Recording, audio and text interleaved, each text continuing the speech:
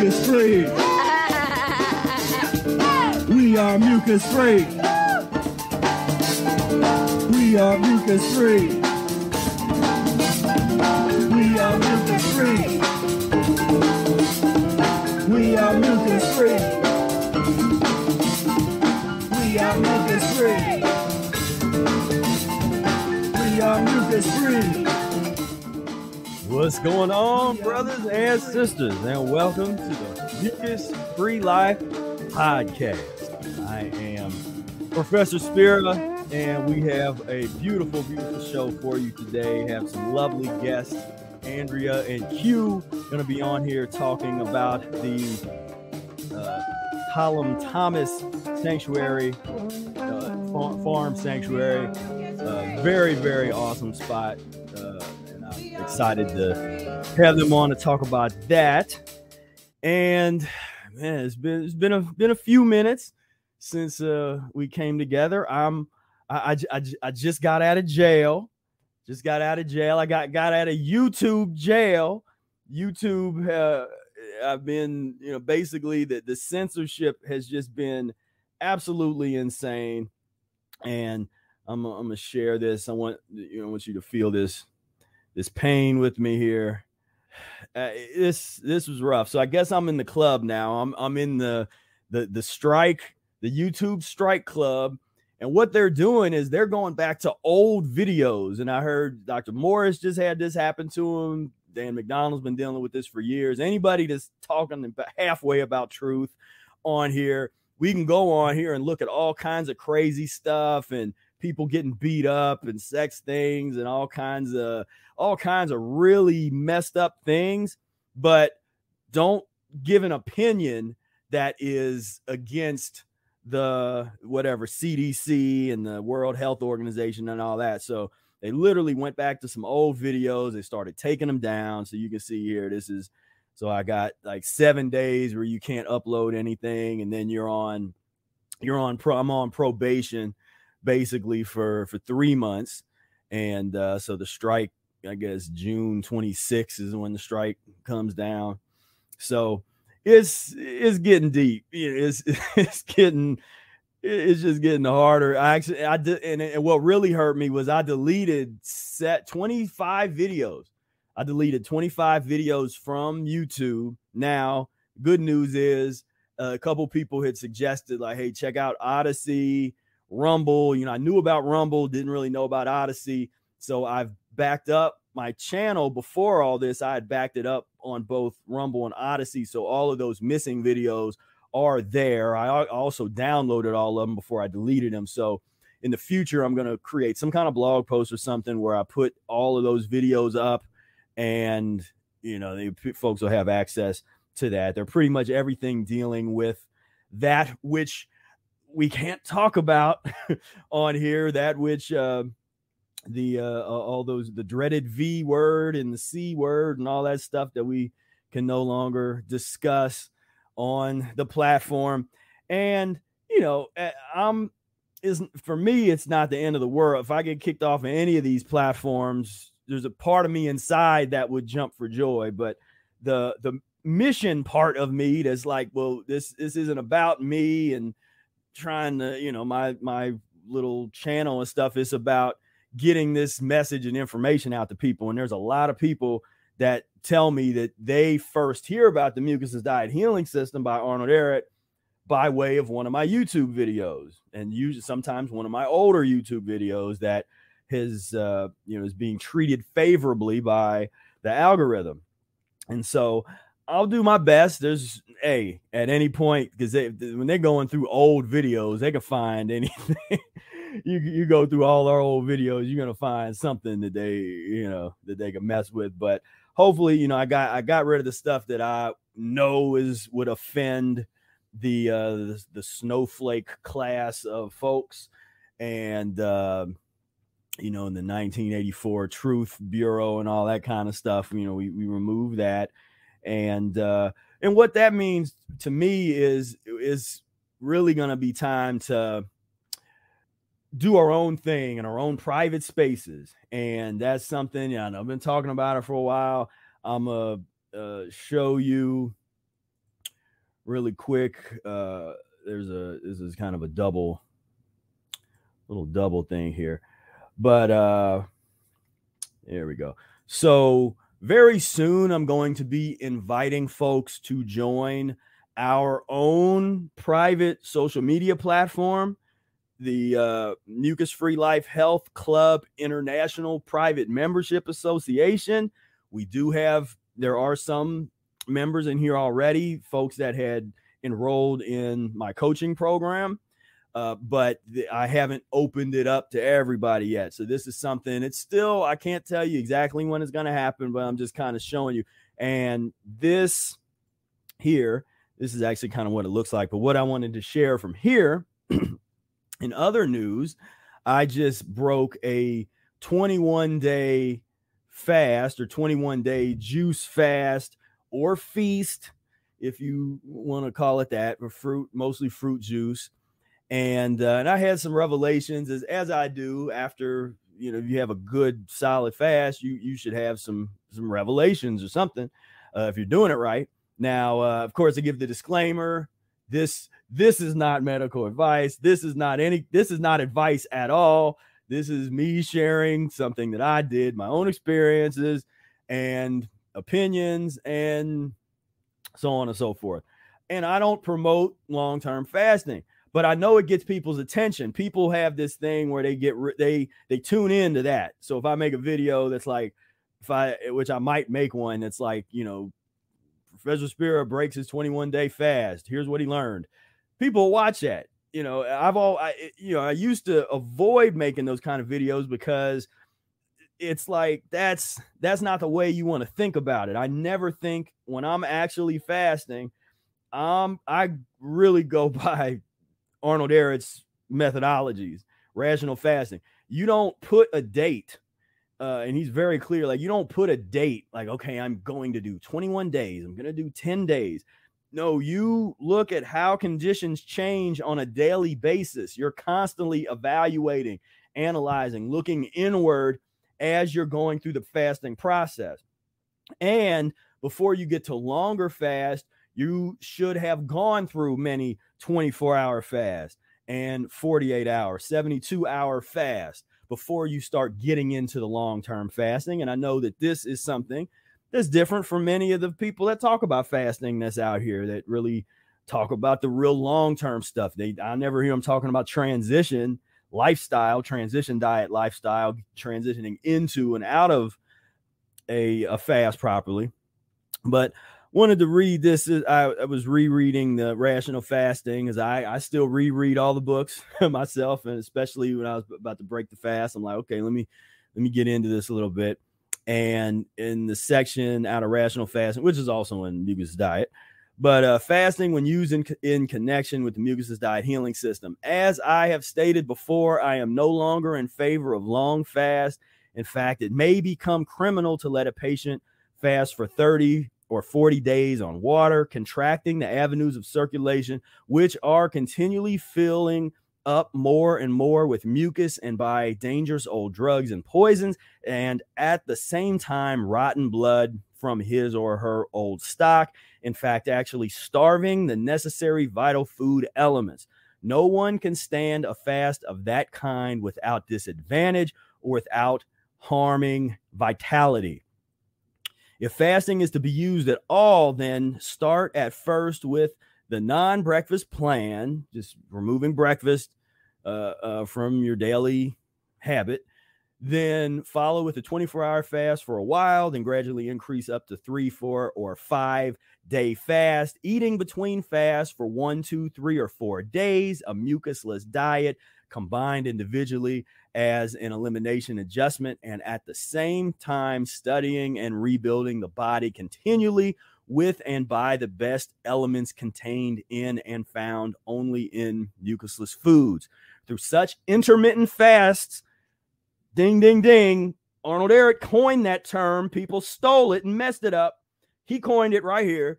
Through such intermittent fast, the blood is gradually improved, regenerated, can more easily tolerate the poisons and waste, and the patient is able at the same time to dissolve and eliminate disease deposits from the deepest tissues of the body.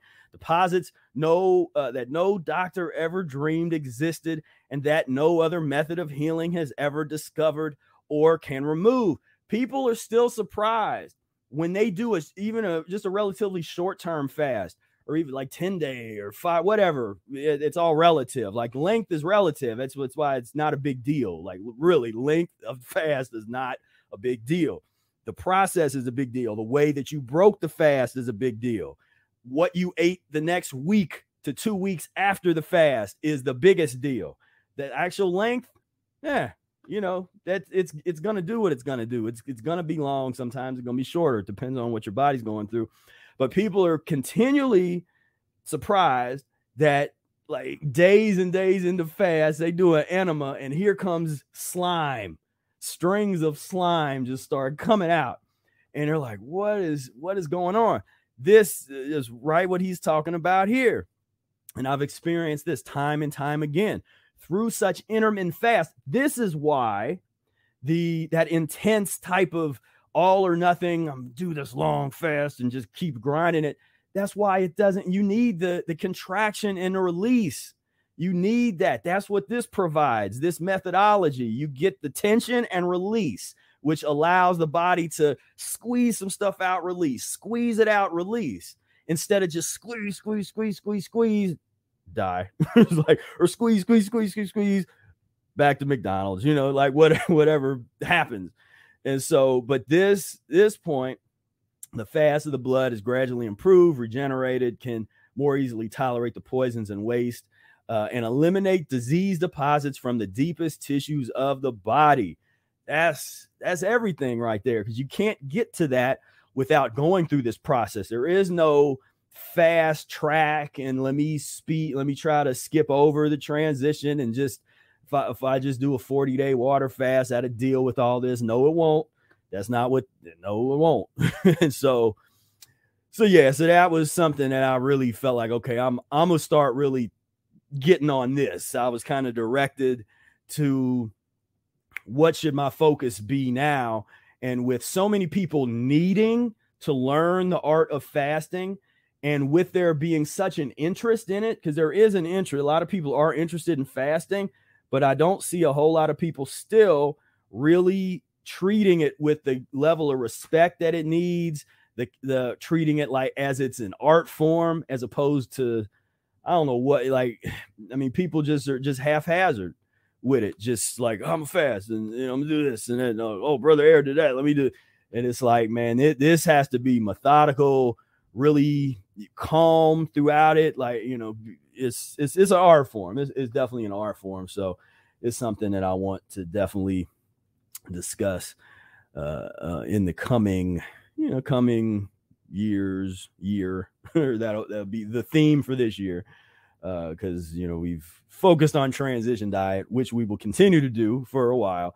But I think the understanding how the transition diet melds with with fasting, with proper fasting process, is very, very important. So yeah, welcome everybody, and let's see who's up in the chat. What's going on? Alphine, Lynette, what's going on? Jody, how you doing? Catherine, what's going on? Carlo, what's happening? Mr. Carlo, Dion, what's going on?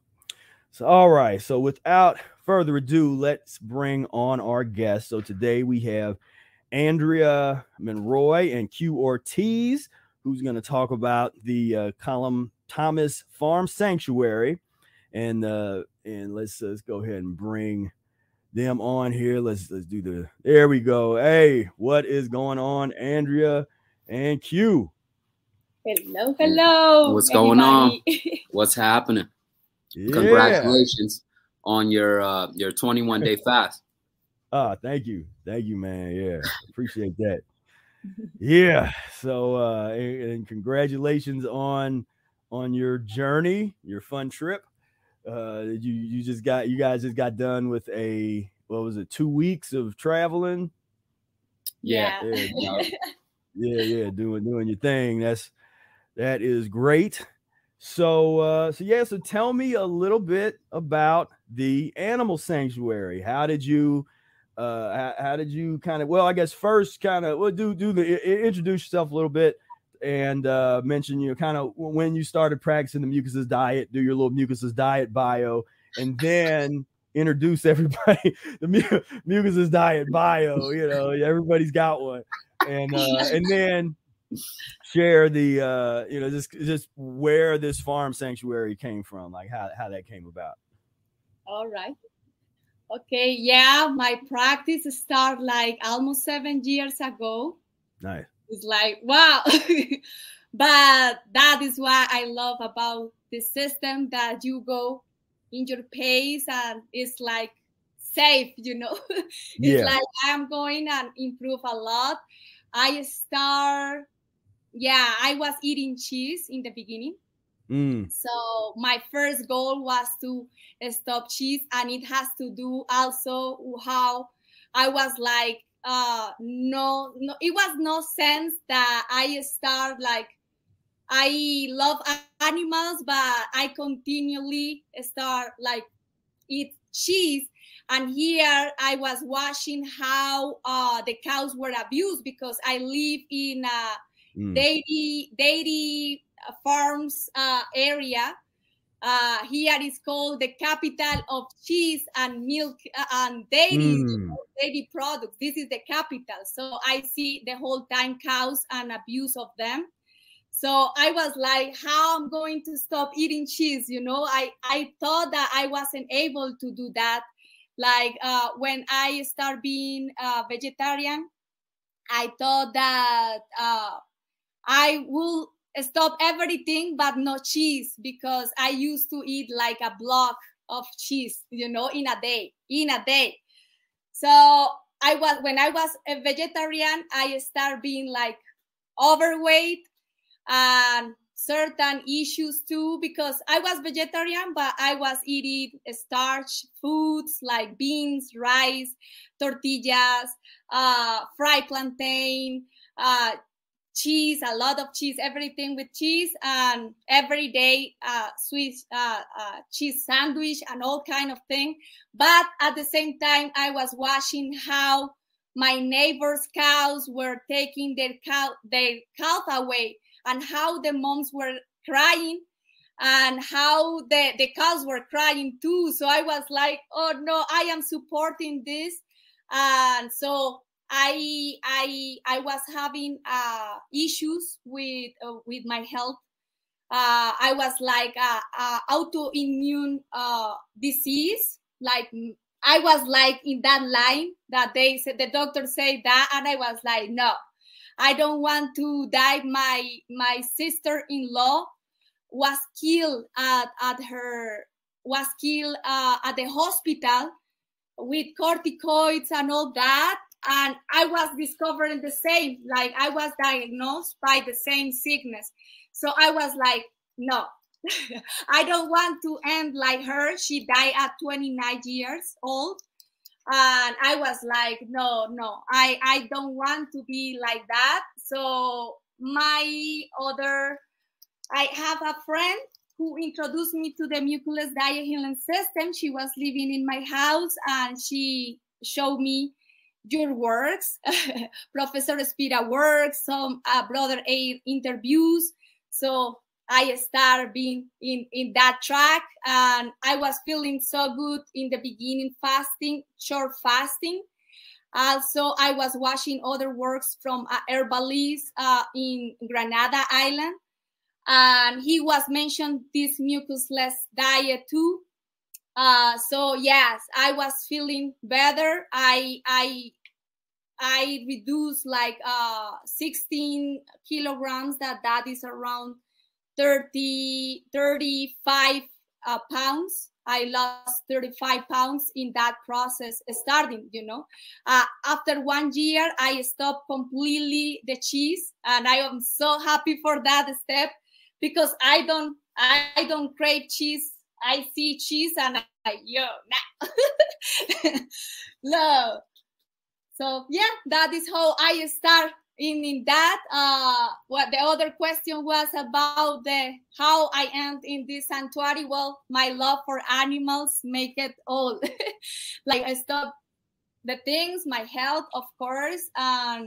Yeah, my love for animals. I grew up here in this area, and I always was in touch with, like, animals were my best friends my whole life. So that is how I came into this mission. It was like that. I'm confused. Yeah. All right, my turn. Yeah. I know we touched base before, so I'll keep it just more. Like just from the beginning, my dad was a vegetarian, so he sort of exposed me to that life, like just seeing that was a possibility, and then over time, I still ate meat for sure when I was younger, eating animals, but I try to make some limits, like not eat beef and pork and just try to limit myself. But fast forward, it was like getting on track and field. There was a trainer who was expressing like not to drink soda and not to drink coffee and all these kind of unhealthy beverages. So once I got that in my mind, like thinking about more health, I stopped drinking soda, stopped drinking coffee, even though I wasn't a huge coffee drinker.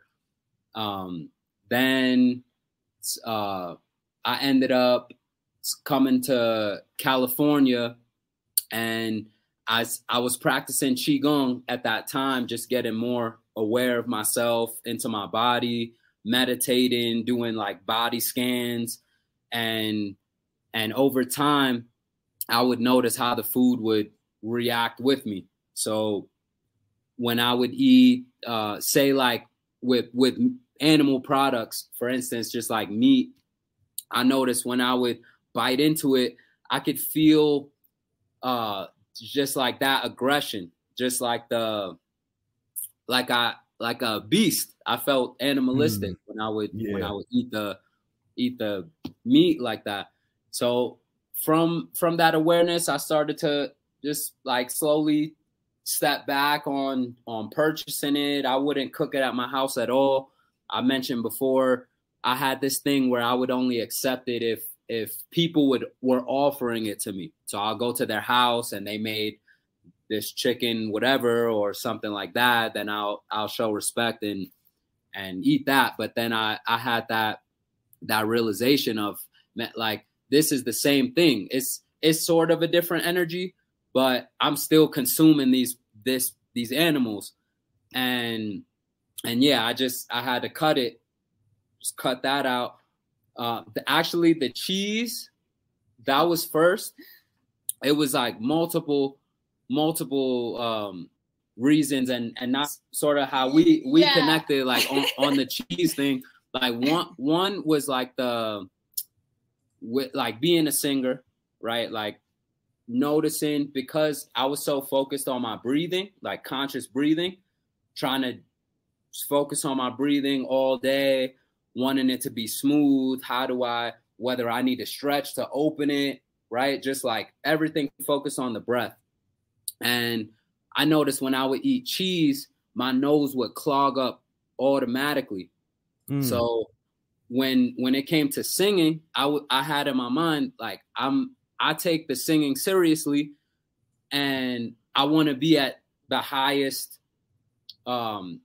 capability, right? And if I'm eating the cheese and I'm clogging up the pathway, like that resonance pathway, then it's messing with my progression in me trying to be a better singer.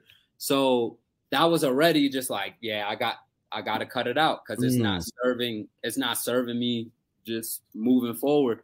And then the other portion was starting to become more aware. I mentioned I watched the documentary Earthlings, and that completely was changing my perception about eating animals and the products. But yeah, just picturing like that pus, like just picturing the calf, like the mom having to get pregnant, and then they jamming their hand in, and I was part of that. Yeah. So it's like over time, it was a wrap. Like getting all this imagery, all these impressions placed on me just from consuming the cheese and the meat, and then even the eggs. I ate a bunch of eggs and was just like, I could just feel this nastiness in my body, and again that aggression, like just feeling the stimulation and not needing it anymore. So just over time, I deepened into the Qigong, got into the Kung Fu, and with Chan Family Qigong and Kung Fu. There was a practitioner there. A brother was practicing the Mucusless Diet Healing System. He had gone through Dr. Morse's information and studied with him, and he was healed from his protocols. He got ran over by a truck, so he couldn't walk at some point, and he got into the regeneration, right? Just focusing on mucus-free, like keeping it. I believe he was more on the grapes, like doing grape fasting and getting into that boat. And he was able to walk. I met him doing Kung Fu. You know, I saw him later on. Right.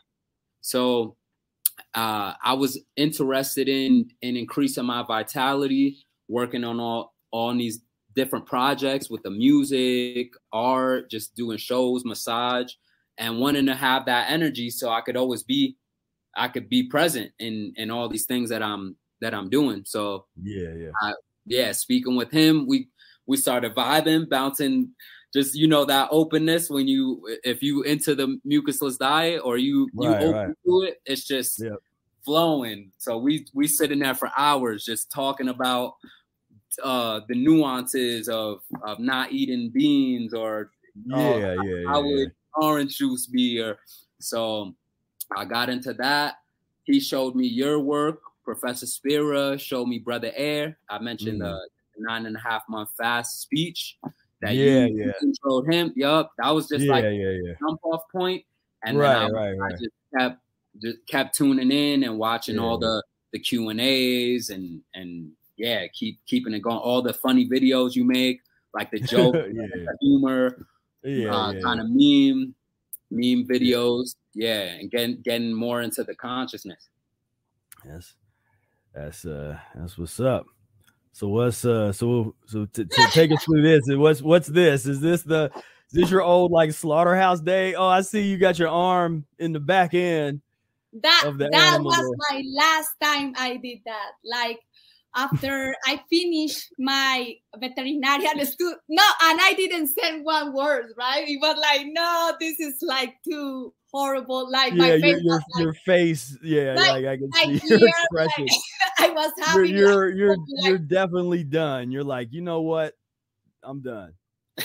Yes, for real. Like for real, I was done with that. It was the last practice, like the last days that I was studying. After my studies, after my college, I went to you studied was that like veterinary school? Yeah, after that I specialized in reproduction, bobbing reproduction and embryo transfer. So this was the last practice where I was with my hand inside the cow, and it is like a needle that you need to cross to the womb in order to put the embryo. So we were practicing that, and I put the needle and across the womb, you know, I went straight, and I was like my tears came, you know, I was like, why I'm doing? I didn't born in this life to do this kind of works, you know, like I was like, I am doing exploitation, you know, what in my life I am doing right now, why I am doing this. And that was the last practice, and I just left, you know. I went to the practice, complete the practice, but when I came back, I talked with the director of the program, and I say, I cannot, like, I finished, but I say, I don't want to work in this.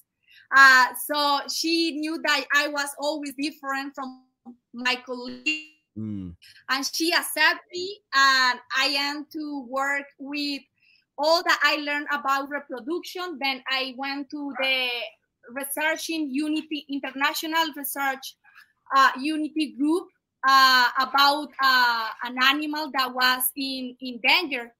And then I started changing my whole life, you know. It was a very big broke and around, you know, around my life, because my family expect that I continue working with cows, you know.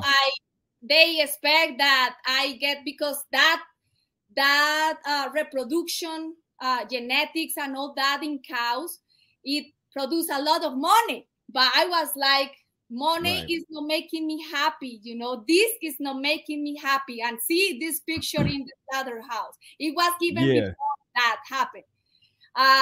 This was before you could still have a smile on your face for a little bit. This one,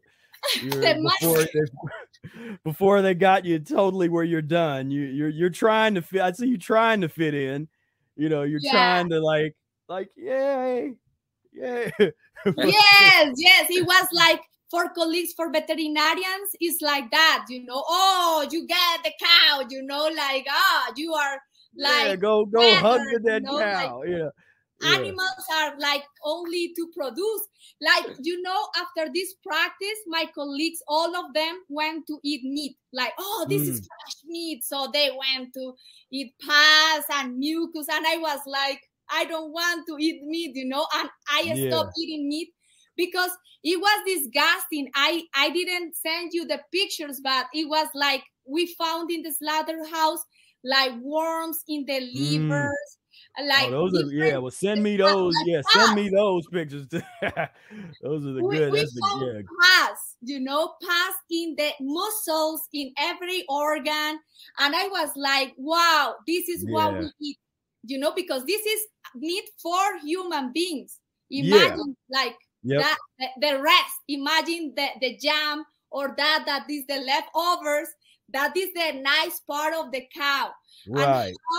And if you see, like, there is some videos where you can see the side of the sufferation of the cows, you know, like, I think I shared it with you on Facebook, on the Facebook thing, but it's like, you see the pain of the cows, you see the pain of the animals, and you were like, how in that moment it caused me like a shock. And then like, I was eating again, you know, go back after like 1 week. Okay, I go and eat again. I was watching the most horrible things, and I was like, I stopped eating bread in that time, because how they make the bread, like, mice go on the starch, mice go in the bakery store.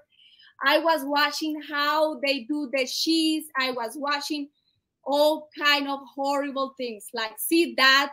And there is another previous video where the man is only disconnecting him, but you can see how they still be alive, you know. So they take the skin out. That one. Then the next one of that video is like, when they taking the skin, when they are still alive. In this moment, they are going to show the neck, you know, and then to the river of blood. So I was impacted by that, you know. But then, like, I didn't have memory, you know. Like, after that, I was like, oh, that is sad. And to see the eyes of them, you see, they are frightened. Yeah. They are no good at all. They are making a line, you know, before that. They are traveling hours and hours in the truck, you know, and they have been electricity for them in order to move. Right. And then they end to be like in that, you know, and how all this sufferation, we are eating all this sufferation, you know, how good it could be to eat this kind of energy, you know, all that. Yeah. Well, suffering. Yeah, like all this suffering, you know? the anxiety. It's sick and pathetic. I mean, we all come from it, but once you wake up to the barbarity of this, the karma of it, the cause and effect, because you can believe in this as much as you want, and you can go back to it, all you former raw foodists and fruitarians that thought you were real hardcore, and then now you're back to eating meat again. You know, well, it would have did good to read the transition diet lessons, but you can go right on back to the stimulation. You know, but it's pure. It's just pure degeneration, degeneration of the human from head to toe. And we people got to understand there's not going to be any kind of peaceful society and love and caring and kindness for all as long as humans are eating dead animal flesh, because that's not for us. And people say, well, we're this and that. If you want to be a big bad carnivore, and like I say, jump on the back of an animal in the woods and tear your canine teeth into its neck and eat it. If you're such a carnivore, you know, Mr. Carnivore. Actually, the babies, you know, you see the babies, the animal babies. Yeah, you can't even get the babies, right? The baby cat, the kittens. You put an animal and they start like wanted to play because is how they chase. A baby of human being is not at all like is my friend, you know, as I did when I was a baby. They were really my friends, and I observed how my family were killing them in the front yard. They were killing the cow. They were killing sheep. They were killing goats, pork, every kind of animals they were killing. And I was seeing that, and I always was crying. And my father would take like the whole day to chase a chicken, and then I was like, free them, and then I am going to have problems with him because how to do that, you know. But I was like, no, I don't want to eat the chicken, you know. I don't want, like, naturally they were my friends. They were not my prey, you know. And actually the video that you were showing about the chickens with like the eggs factory, I was telling you today, because we were making holes to make a construction. So all the chickens were like digging into the soil.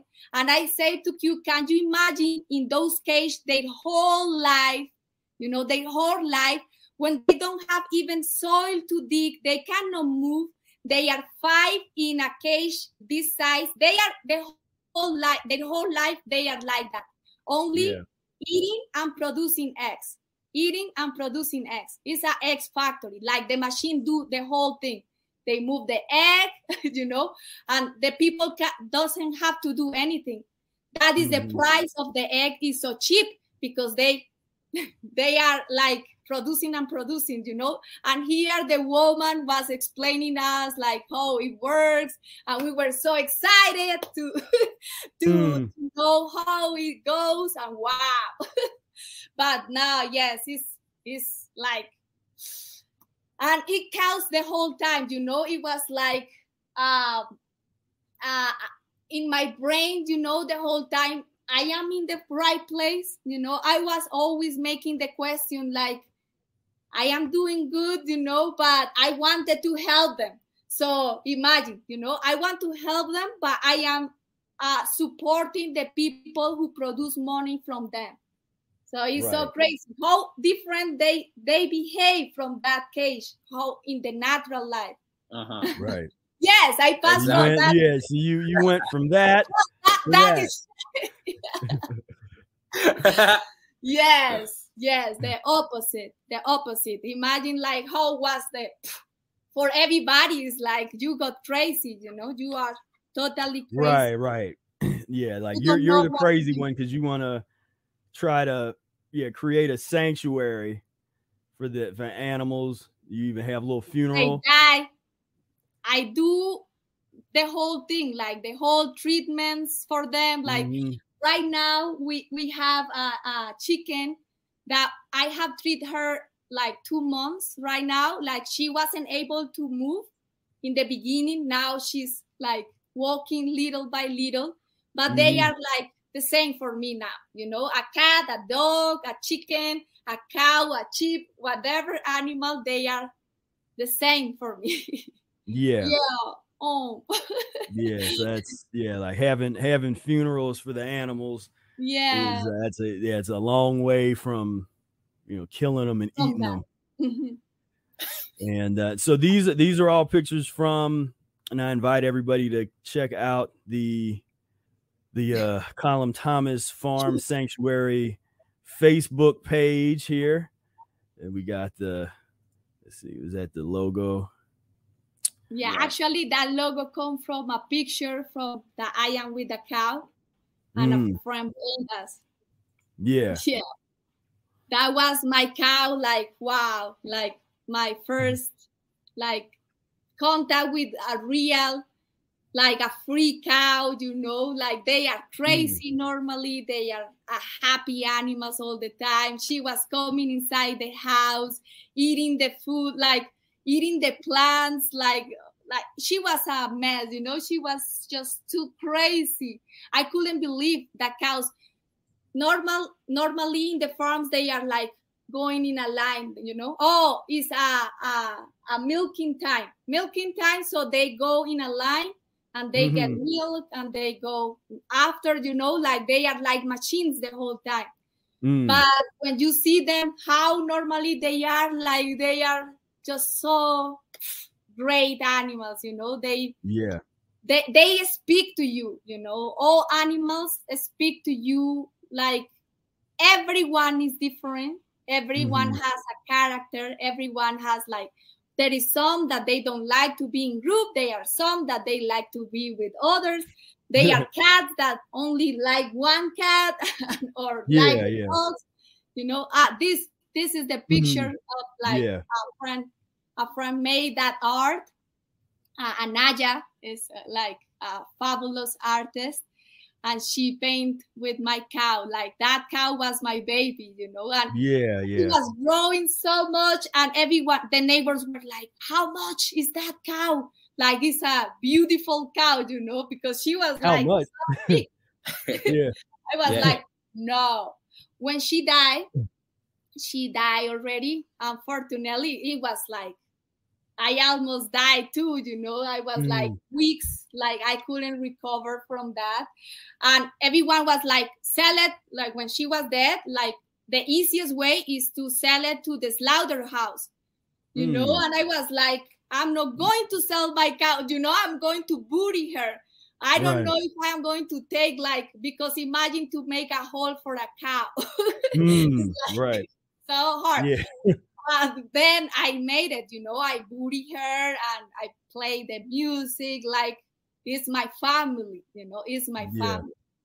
And when you asked about how much, because everyone around here is a farmer, basically. Everyone's milking cows. They eating cows, and so when they seeing this beautiful specimen, they're like, that's all they're thinking about. Just like actually the story of Nigilito that happened. That rooster that you seen there, I had like was stole by my neighbor. They killed him and ate him. You know, imagine like I was like on shock. I couldn't like I still crying for that. You know, I still like I like feel that anger against my neighbors. Like he was just passing by, and then I asked them, have you seen my rooster? Because he went to see his chickens, you know, he has French chickens. Right. He was like just there, and he didn't back one night, and I was like, I cannot find Nayelito, you know, I don't know where he is. And I was at night looking around, you know, I was like with my lantern, like 10 p.m. looking. I was like, I cannot find him. Next day, I asked a woman and I say, have you seen a rooster, these characteristics? Because I saw some feathers over there next to your house. And she said, no, that is from a hen. And I was like, okay, I didn't pay attention. Then I was like, hold on. I went back and saw the feathers, and the feathers were I know exactly how each of my animals are, you know. And I was like, these are the feathers of my rooster, you know, like, oh, wow. How they can do this, you know, like, wow. Like, I was like, no. And Nayelito was the first chicken that born here. Because the chickens, the first chickens that I had from exploitation, they are supposed to don't have babies, you know. They are like no able, but she could do it. The first chicken, Nayelito was the first rooster that born. So I always create a big relationship with him.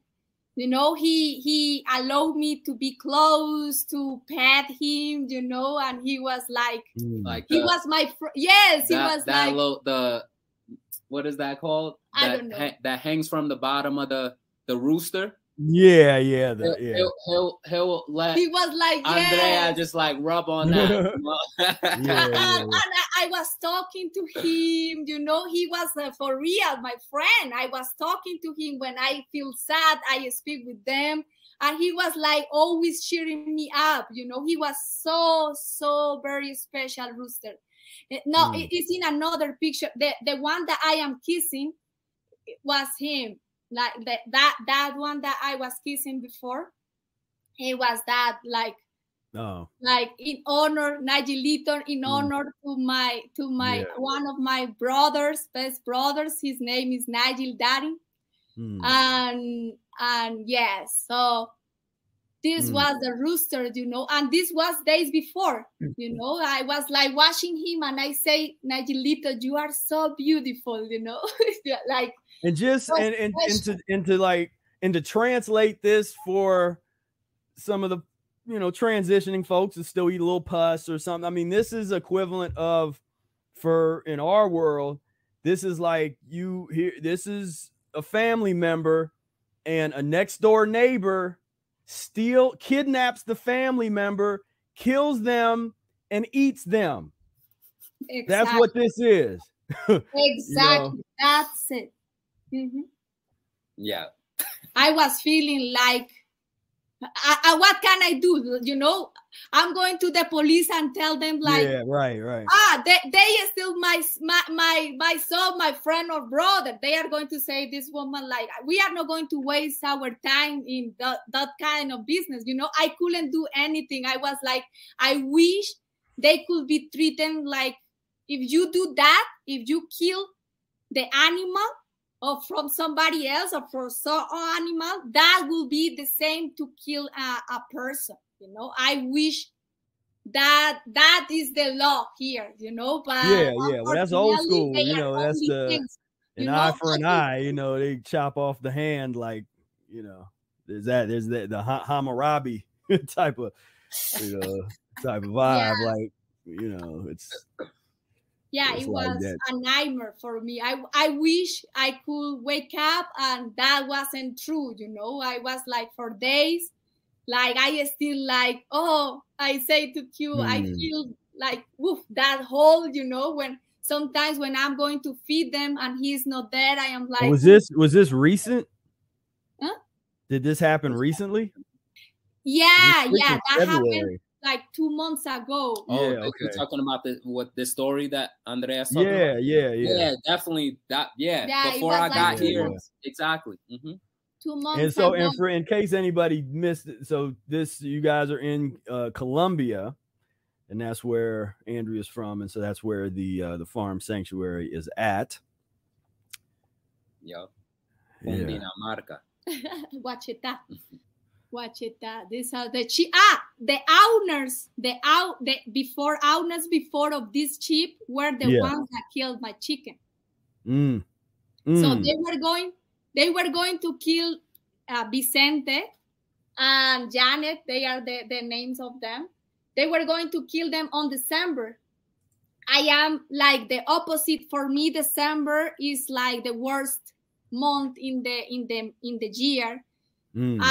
Like this, like Christmas or New Year's Eve for me is like to be here protecting all the dogs because they get crazy by the fireworks. Here is crazy. The fireworks here is crazy. So for me is like that, and then is when I am fasting on December because to create that balance when people is like just crazy. They raise animals the whole year to be killed on that time. So they were going to be killed, and I was like, no, I have to get them. I have to get Janet. I have to get Vicente, and I got them. Now they are here. They are so huge now. Vicente, that sheep is in the picture now is like everyone is the neighbors again. Like. Ooh, how much is that? And I am like, they keep wanting to buy. Yeah, they keep wanting to buy her. Look at them. So how do you usually acquire your animals? Do people know that you have the sanctuary and they donate them, or they find like a stray dog on the street and drive it up, or how do you get the different animals that you have? Well, it has been different stories. Like the dog situation in this area is like there is a bunch of homeless dogs the whole time. People abandon. Countryside people is very cruel with animals. With dogs, for example, dogs are only a thing like an alarm, like only to bark. They don't feed them. In the countryside, they are no pets at all. They only like, so they are not going to spend money to spay them. They are not going to. Are there any dogs in the woods there that live on their own? One of the dogs, she was already in the wood, like surviving in the woods. Actually, she was like chasing bugs, like spiders. How you call it's called like the cockroach, but like beetles. Beetles, she was chasing like moths, all kind of. Because I was that first time I saw like packs of dogs that literally just live in the woods was in Puerto Rico. And they're super chill. Like they're just like if you're walking by them, they're just like walking by a squirrel or something. They're just there. They don't mess with you. They don't bark at you. But they're like packs of them, and they just run around in the woods, But I know that they had to just develop that, and that a lot of dogs can't survive. If they're not brought up and taught how to survive by other pack, like in a pack, they probably can't. It's hard for them to just live like that without humans. And imagine the problem that this is for the wildlife. Like let's go to the past. Like imagine how, like, I love animals, but for me, I wish that farm animals don't exist. Because it's like a lot of work. Like they cannot survive without you. And that is where the problem starts. Now that human being create this problem, now it's like, okay, we need to help. Now that the problem is done, now we have to help. But animals, now that we came from a natural park, animals are, I say to you, animals are just so happy where they are, you know. Mm-hmm. They are like sharing with their families. They are like taking their food, like the off mangoes, the trees, just the fresh off the trees. avocados, and they are chilling. They are happy animals. Then we create this, domesticate them, and now it's like a bunch of them, of dogs in the streets here. They get in heat, so the females like get like, that is my work. Like when I see a female in heat, I am like, I have to take her, you know, I have to take her to Dawn Babies, make a surgery, and find a home. You know, mostly the home is here. Like mostly I don't like, because when they are adults, it's so hard to find a home. You know, the few people who help them already have a lot of dogs, and they are like, no, I cannot have no more. So what I do is like make surgery so they don't reproduce more and have more puppies around, like, and create more problems, you know, and like a lot of sicknesses, a lot of like, a lot of problems around here. They don't. Here's a dog picture. So when Andrea's mentioning that she's doing these different surgeries, that's like, she's the veterinarian, like head veterinarian here at Callum Thomas Farm Sanctuary. So that's like just one sector of those services towards reducing that cycle of just like the litter of puppies just had on the street, just down the street, and now it's like 10 of them. You're delivering all the babies. Yeah, then, I well, she'll spay. Like that's what she's saying. If she, like, I was with her the last time I was here. We actually the video on the Callum Thomas Farm Sanctuary YouTube. Yeah, which one is? I know I saw a video of her doing surgery or something. Let me see. Yeah, that third one. The third. Right there, at the This top. one? At the top. Yeah, right there. Exactly. Third. No, next one. That is the chicken that I still. So that dog was on the street. He was what? She was on the street in heat. Oh, okay. Dogs were on her already. One dog was attached to her. Oh wow. Yeah. You had to separate the dogs. No. I had to wait until. And while we watch this, I'm gonna put the encourage everybody to donate to the Callum Thomas Farm Sanctuary. It's a nonprofit organization. This is the work that's being done here to protect these animals, save these animals, you know, give them a home while humanity transitions into higher levels of consciousness, so that we stop this madness. We close down these insane slaughterhouses, and we stop eating our friends, you know, our underdeveloped humans. Exactly. Like, for me, sometimes they are more developed than some humans. Yeah. I mean, they're more peaceful oftentimes. Like, you know, they are just like, they are love, you know, they always like pure love, you know, they are very the whole time.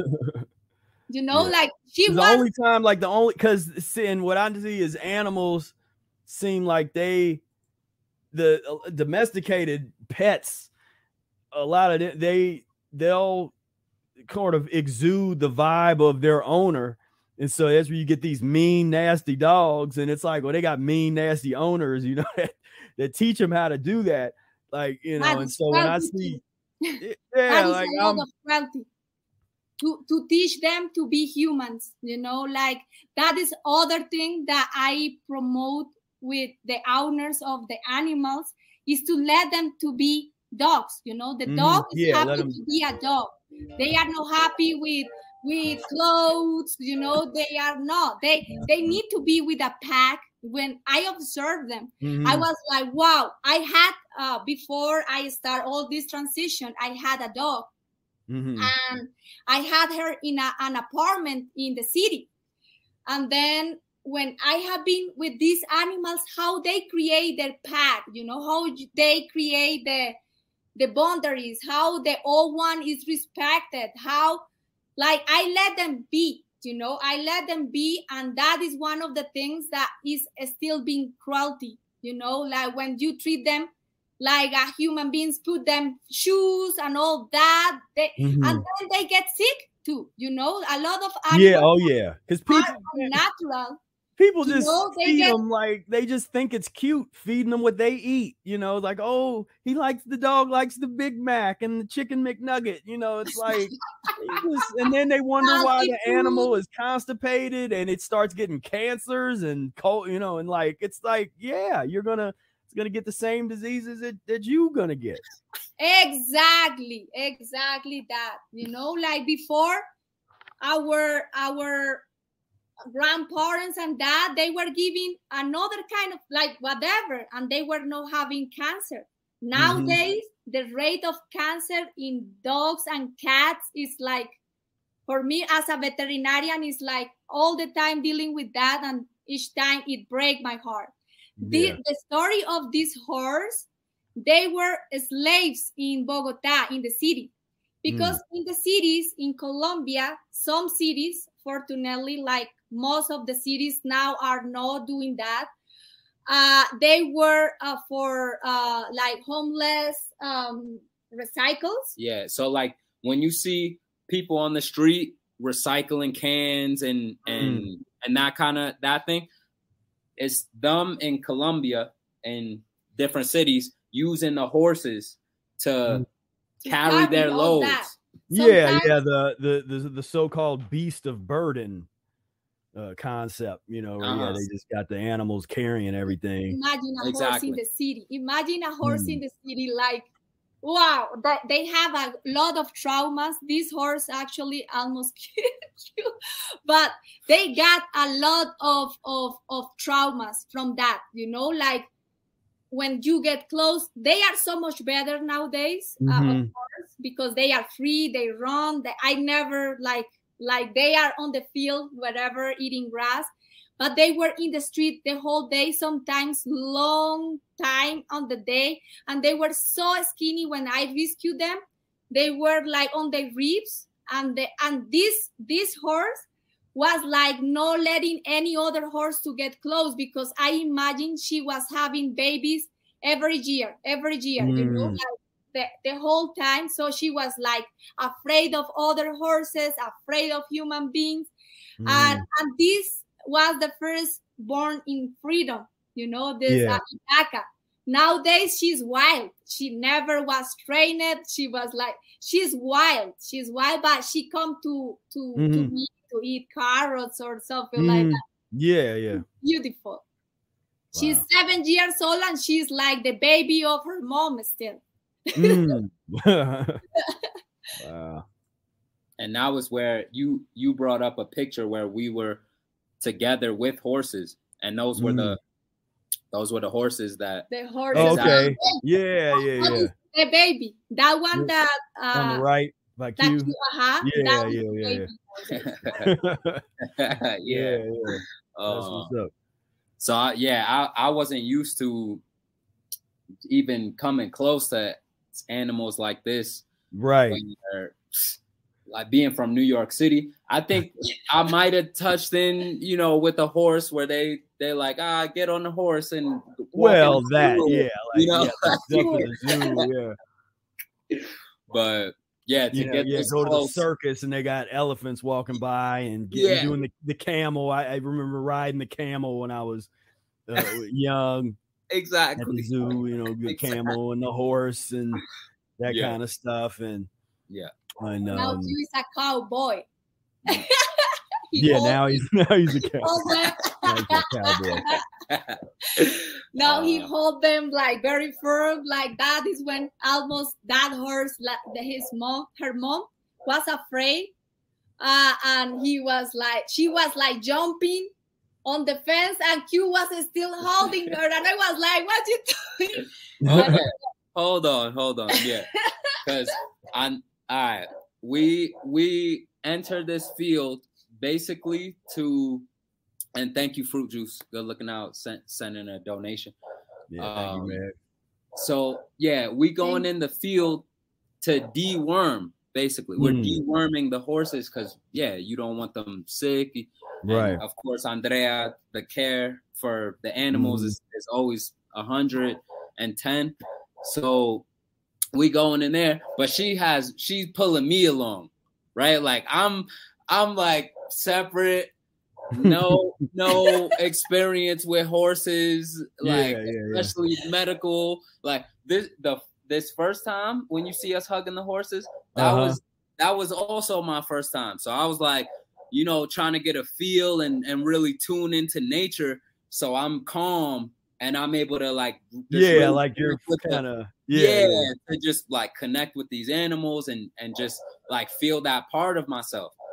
And so then this time she's coming in here with this dewormer and they are sensing it, right? Like she's come, we have these carrots and we have the dewormer.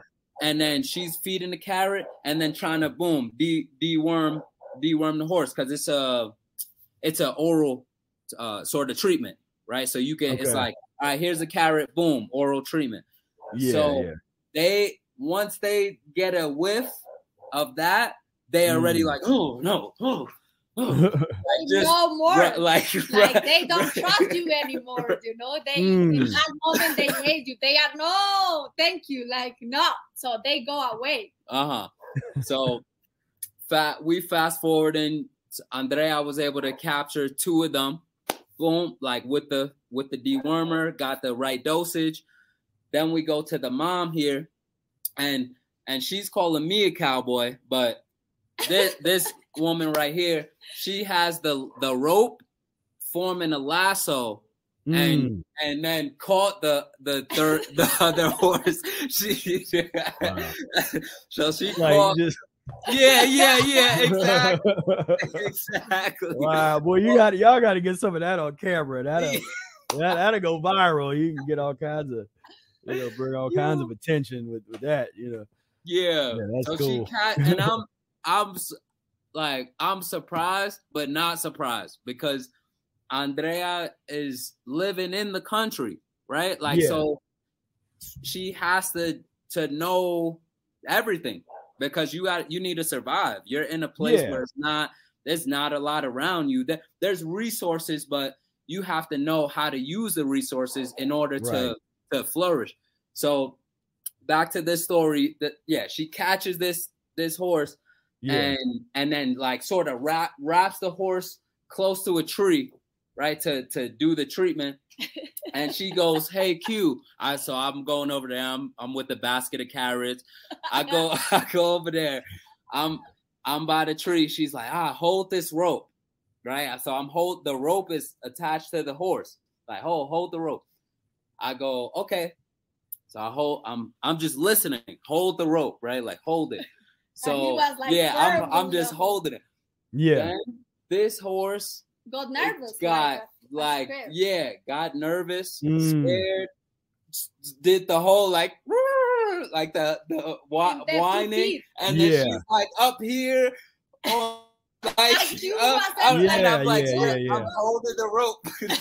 But I was like, how to speak in Spanish, Yeah. In English, sorry. Andrea's trying to say let go in English. But like, didn't know it was too quick. Like, that I was like, are you okay? Like I was like, no. Now I have seen a lot of accidents with horses. One day I saw a colleague that the horse like did that, exactly that, and cut his face, like the whole thing, like crack, in like the whole thing. So I was like you now don't have like I have seen also people like when they pull with the rope and no fingers and things like that, and I was like, are you okay? No. But yeah, I had a little like there was a little scratch and some swelling. Yeah, that's like a scene out of out of National Lampoons or something. I felt like that. I felt like it's like these kind of a funny movie. Oh, I definitely felt just being out there. Because for me, it's not like I had the natural sense of just like, oh, okay, right. Let me walk over here, or like, oh, I'll hold the this. Behavior of them. Especially if Andrea's like, oh yeah, stand there to sort of like block that horse off. I'm still like, I don't know if I want to be in the way of the horse, you know, like right, like that. So, yeah.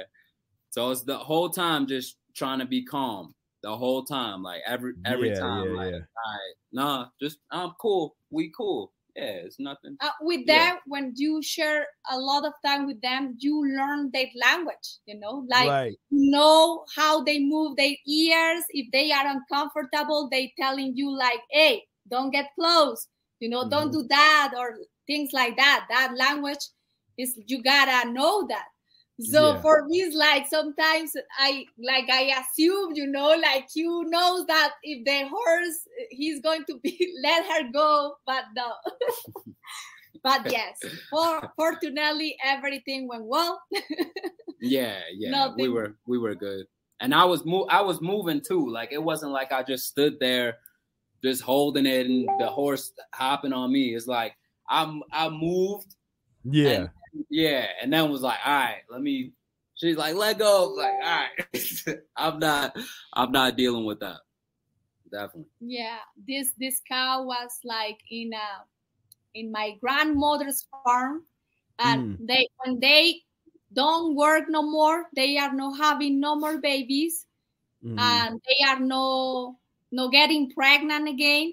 So they go to the slaughterhouse. So in order to do that, they make like a fast before. So she was just there like 24 hours then to go to the slaughterhouse to be empty stomach then. So she's about to go, or you got her before she's about to go to the slaughterhouse, and I feel so like I wish I could like save them all, you know, like I am like I feel like we are in debt, you know, with these animals, you know, like how we make the balance, because we cannot save the millions that die daily or are exploited daily, but at least I can say one, you know, and say like, okay, yeah, you know, I am giving love and you are treating like a live being, you know, a live being, not like a thing and an object. Yeah, like I saw this. I mean, when you get into the factory, probably don't have this in Colombia. This looks like some US type of type of, like each one of those is a little, you know, some cows down in there. When I went to United States, I was 1 year living there. When I saw like no grass, like they were only millions together and any grass, I was like, this is the hell, you know. And like no grass. I mean, it's not no grass, and it's just nothing green. They're in these little tents, and you know, and I know the runoff, the toxic waste runoff that gets, you know, that this type of place produces is out of this world. And you seeing where the grass is in the photo. Yeah, like on the outskirts. It's like around. Because it's not like any of them are eating grass. Whatever, you know, whatever they're giving them these days. I know for a while they were giving them infusions of, well, even other cow, they would give them feed. Yeah, actually, when I went there, I was like getting the information, like the people who go to jail, the workers that they go in the fields, they don't pay like 20 cents for them to work in the fields of corn, the corn fields that go for the cows. You know? Like, so that is the price of the milk in United States. Is so cheap, the milk, you know, because you have a million of cows. So that is why they feed the schools of the children with milk, because that is so cheap. That is importing also. from the jails, you know, the workers go there for almost free for them. You know, that is the business of jail. I don't know if we're going to disclose this YouTube thing to talk about this, but yeah, I mean, that's the real, you know, that's what, you know, nobody talks about, or, you know, people don't really understand. Like, there's a reason why there's so much pain and suffering and turmoil on this planet. And what we've done, and it's been throughout history, you know, where different societies, they will kind of create classes of people that are sheltered from all of this. Like, they're sheltered from the truth. They're very, you know, they're the kind of people that come and they'll try to do something negative on the video, you know, this is, you know, it's like, if it's not, you know, a Kim Kardashian type of thing, they, you know, or some pop thing, they don't want to hear about it. Yeah. It's like, you know, this stuff is I mean, this is the real reality. This is the real, you know, the Matrix, cave, whatever metaphor you want to use. This is like, you know, we've created a hell on earth that's 100% unnecessary. There's no, when you think about the amount of programming and conditioning that had to go into normalizing the drinking of homogenized cow pus, like that's I mean, that took generations to get to the point where now people think it's normal to go to a store and get this gallon of this white glue, like it's healthy, like it's something that's going to help you out in your life and not create excess mucus and down in the osteoporosis and whatever, you know, the long list of ailments and the skin problems and so on and so forth. Yeah, that all the dairy stuff does. And it's just little hells on earth. And I, you know, I'm trying not to play, because, you know, me, you get me revved up, I start playing all kinds of slaughterhouse videos and stuff, but I'm trying to not play them as much, because I'm trying to be good while I'm on probation, on my YouTube probation. And so when I was uploading those videos in the slaughterhouse, I was like, wow, I don't know. So they are private links, but I was like, I don't know if they are going to let me to upload that, you know. Well, unless I mean, they will. It's just now they might, hopefully they haven't seen too much on this where they try to do something to this episode. And I found that if I don't show a lot of it and I just kind of show. But there is another one where they go, like, after they disconnect them, like here, that they are still like. Other than this one. Okay, yeah, I didn't get that one. Yeah. But let me check. But yes, they are like, it's brutal. But you already know. Yeah. Like, I mean, that is for only people, other people also. This is just, what was that? Like, also for other people to see the reality, because actually what made me to be vegetarian at first, it was like to see this kind of videos, you know, of like, okay, I have been in there, but also like people speaking about it, like, no, and that message, you know, to do the opposite that they do, that they normalize that, oh yes, the happy hen, you know, they make the eggs, oh, the happy hen and things like that, the happy chicken, or like that. Like, I am like, what animal in the world want to die? You know, like even if you are having, they are in the field, you know, like grazing in the grass and all that. But what being want to, like, naturally want to die? No, any being alive want to die, you know, like, all of them want to survive, all animals, and we should do that too, want to survive, you know, we want to naturally, our instinct is not to die, like they even look to reproduce. So when I have seen these videos of vegan people on like fighting for animal rights, that was like, yes, I have to really do the work, you know, I have to really stop doing this. And I give thanks to the Mucusless Diet Healing System to help me to stop those cravings, you know, to naturally stop eating them and not wanting to eat them again. Because I know a lot of people who are like, I love animals, but for real, I cannot stop eating meat, you know, and this system allow you to naturally stop, you know, like suddenly you are like not craving cheese, not craving certain foods, you know, and meat on that. That is how I promote with people. I say, yes, you can do it. If I could do with the cheese, believe me, you can do whatever.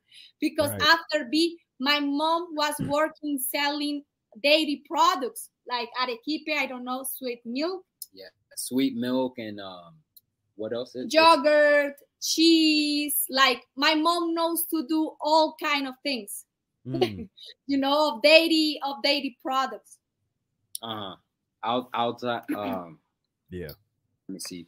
I know Carlo mentioned like letting you know how your donations could help to encourage others. Yeah, exactly. So all these animals, they need food, right? So they eat every day. Also, collars.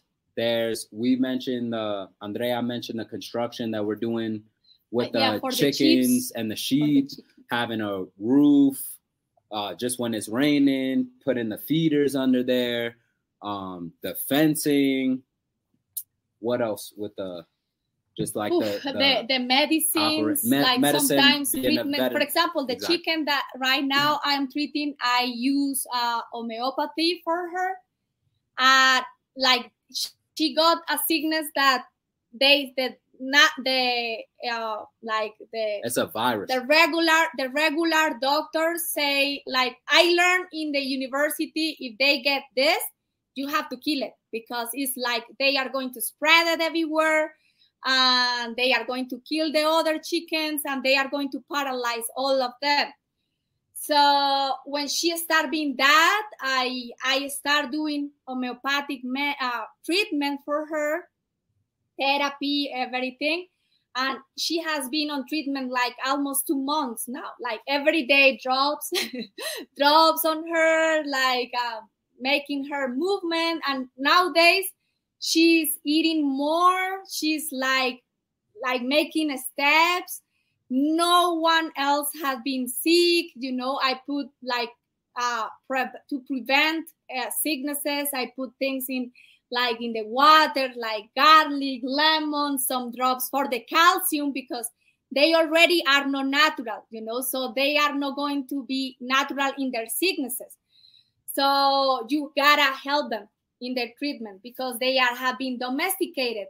Maybe in the natural life, they are going to eat some kind of herbs, you know, they are going to deworm naturally and things like that. But here, for example, the chickens are modified in order to produce eggs daily.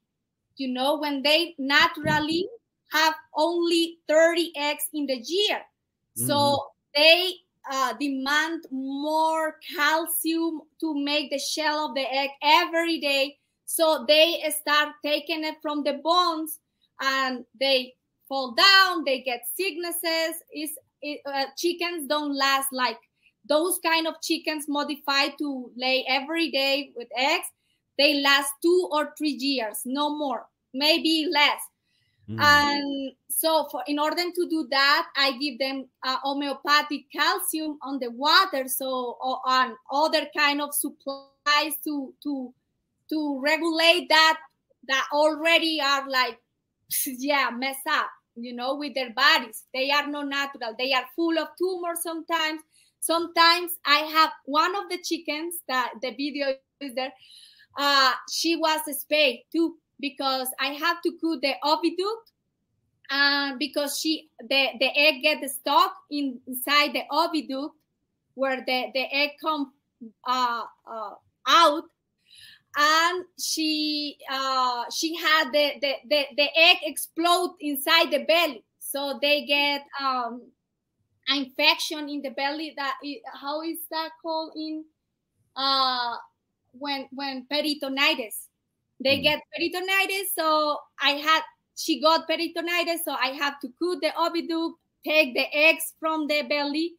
I have a bunch of pictures like how they get those eggs exploded inside because they don't have calcium to make the shell, or no to make the contractions in order to get out.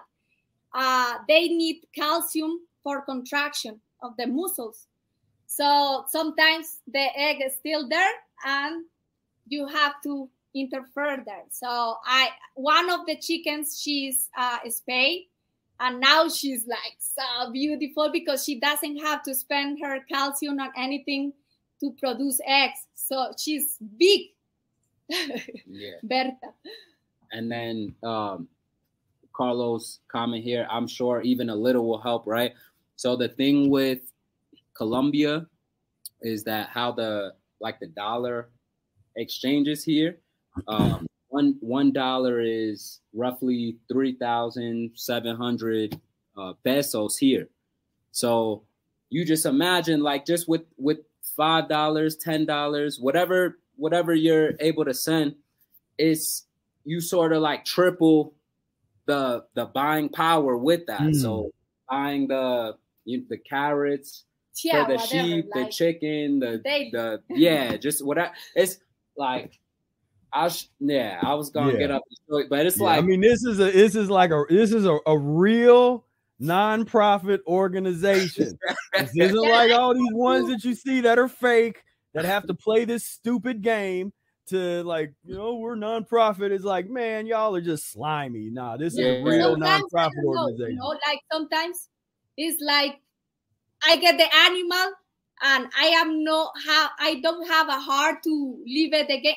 Like Rita, the dog in the video, she was planned to go back there. I was just, okay, I take her, spay her to don't have babies and take her back there.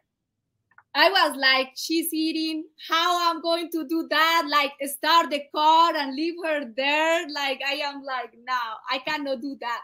And then find a hope, nevermore. So after a year, she's here.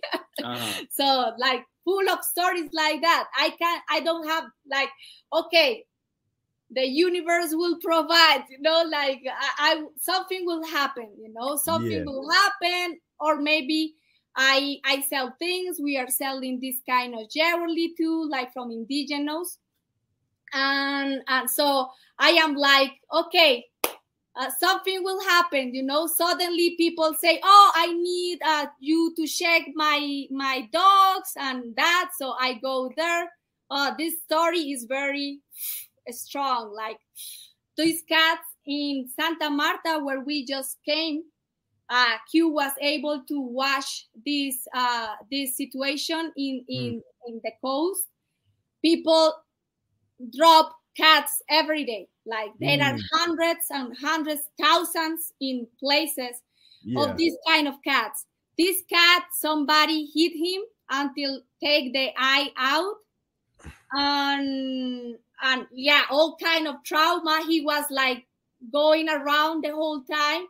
So I was like, we were making the surgery with my colleague over there. She lives there, and she also, if she's connected, Natalia, she's like, wow, also working so hard for them.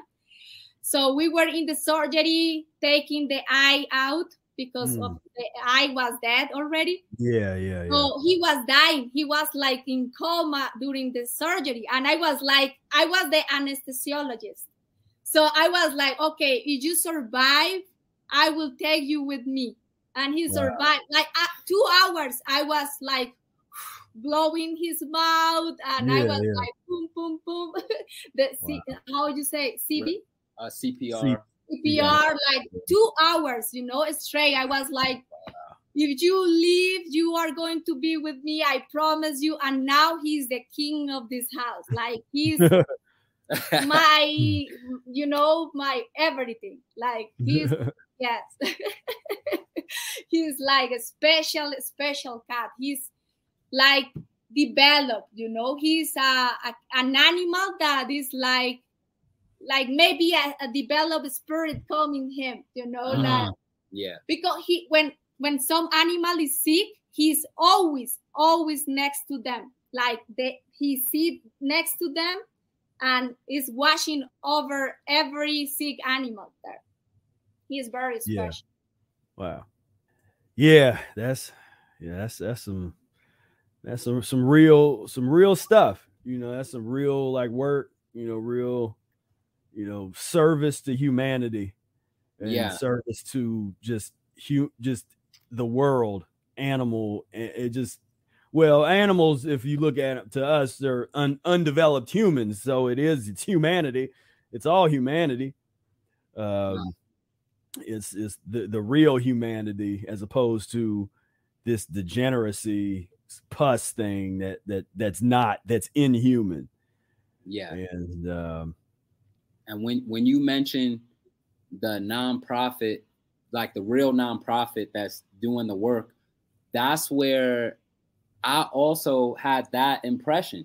I got that same, where I'm like, in general, I would like to give. Like if I'm able to, I would like to give to projects or businesses, or just like valuable contributing businesses or organizations, or just like people. And how you mentioned, like, you never know who or where the money's going, or how it, like, what it feeds into, to where when I came here, and that's the jewelry there that Andrea was speaking about. Yeah, so that's an effort for us. Like, it's another way to bring in funds, like proceeds go here, right? And that's where, like, coming here and doing the work, like being a volunteer, like coming, and it's like, okay, well, what you got to do? It's like, okay, so you got to sweep that, you know, like sweep that patio. He's the professional poo picker. Yeah. So we dealing with the excrements. Yeah. So what would Brother Air say? The farm hand. The farm hand. Yeah. So even, but it's cool though, because like being a part of it, because I wouldn't know necessarily like what it's like living in the countryside and what that takes, right? And coming here, seeing like, okay, you sweeping up this, the sheep, they may poo on the developed pavement in the back, right? There's a developed area. They sleep under the roof from the house. Exactly. So that's why we're constructing a separate domain for them, so then they could sleep under a different roof, not the roof close to the house. So when they sleep in here, they have their pellets, you know, all over, whatever. But it's like a daily thing, like you sweeping up from there. But what's really cool is that is being used for the compost. Like you able to take that, boom, sweep that, put that in the compost bucket. And then with the fruits and the vegetables, the skin, the seeds, whatever, boom, in the compost. What the chickens are producing with their waste or whatever, it's all compostable, and they're all scratching and creating that fertile soil. So it's just like watching that system happen in place. Like, okay, then you grating carrots, you know, the chickens eat the carrots, and then the sheep eat the carrots. So you chopping the carrots, dogs eating the soup. So it's Andrea's making soup, you know, like it's just like a whole process and routine that goes on here with the operation. And then you got to worry also about like with the fencing, making sure everyone stays in. You know, the neighbors don't mess with any animals, things like that. Yeah. So you put a sign up. Is there a sign? Don't touch our animals. Yeah. Danger animals. Yeah, private property. Stay away. Yeah, I am like in an island, you know. I feel the whole time like I am the only person like that, you know. Yeah. The neighbors. Well, yeah. I mean, it's because it's revolutionary. There's not a lot of people that you know have a working farm, take care of all these animals, and then they're not gonna sell those animals in some way, whether it's like selling their skin or their hair or their meat or whatever. Like they're gonna sell something of it. And so they put in, it's like, it's a lot of work. I mean, just the farm life. Yeah, that's a lot of work. But most people, don't, because it doesn't end, you know. It's like they don't stop, you know. I am sick or I have accidents. Sometimes, like right now, I had an accident yesterday with a thorn, and I cannot walk, you know. Right now, I like. But I have to do it, you know. I have to continue every day. If Q is not here, I do the whole thing, you know, because they eat. They have their needs. So it's like daily things. And like you gotta cut the grass, cut the trees, like the whole thing, you know, the whole thing every time. Plus my work, you know, my veterinarian work. So sometimes I am like feeding the chickens, and then I have a surgery, and then I have to give the medication to the animals, you know, like go to find something for them. And yeah, it's a constantly work 24 hours in 7 days. So that's the roof right there. And then that's the pavement right there. Yeah, that's the developed area. That I'm sitting on. So now that has been a lot of progress right now. Like that it has been, that what you say, like $5 for us means like a lot, you know, like a bag of carrots, and that lasts 1 week, you know, like that. Right. That is like, oh, okay, they have food, now we are okay. You know? Yeah. Now, are you able to grow any food there? What grows there on it? It looks like you're kind of in the mountains. So if you take your pointer, if you go above the sheep in the back, that's a peach tree. Okay. Nice. I have some fruit trees here, like papayuela, that is a cousin of the papaya. Here you can grow plums, pears, apples, strawberries, like a squash, lettuce, all kind of greens grow very good here. But when I try to plant something, always animals. Animals get into it quick. Yeah. Well, you would have to have, I guess, a real good fence system for the gardens. And that is so, like, I am getting improved because that kind of things, for example, they are so expensive to do. Like a good fence is like very, very expensive. So for example, the cow, I plant 70 fruit trees one time. It was a lot of efforts, and like in 1 week she ate the whole of them. So I was like, no. So I prefer to just go to the neighbors here. There are farms that they waste their food, you know, like they have plums, and you just buy it from them. Yeah. Yes, spinach, zucchini, cauliflower, cabbage. Pretty much what you need. You know, it's like all the. Yeah, we go through the bag like. Yeah. We chase. Right.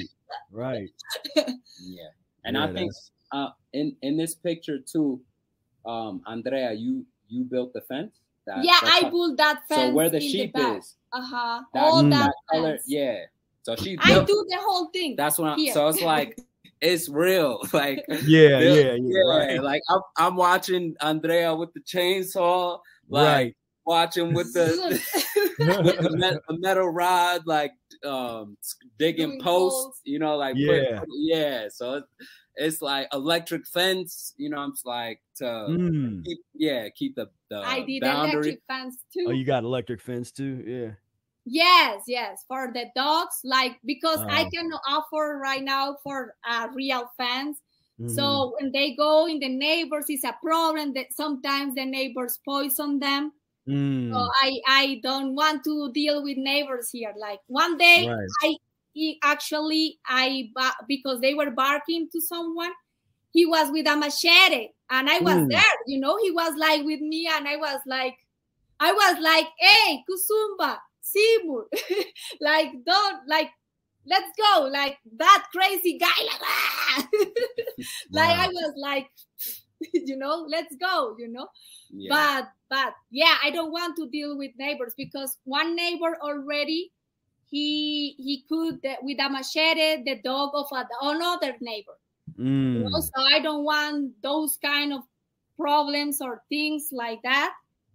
So yes, I have that. So they keep in the place they play. They get scared to leave, basically. It's like, because like, they are smart. Yeah, because it's like the so you got like it's an invisible fence for the dog.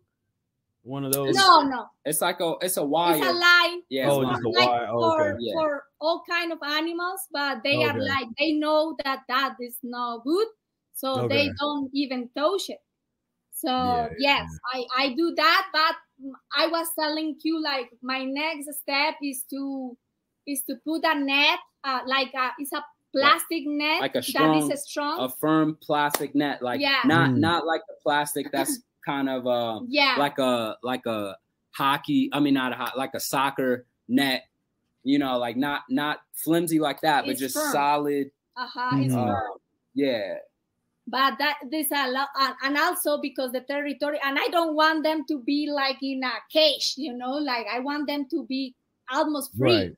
And actually, I go walk every day with them too, like, also because they need to socialize. They don't like to see another places, you know. So I go every day for a walk with them. That is part of the work. Like, I feel like the schedule, okay, they need to go out too. So where is your, so what's all your land and what's the neighbor?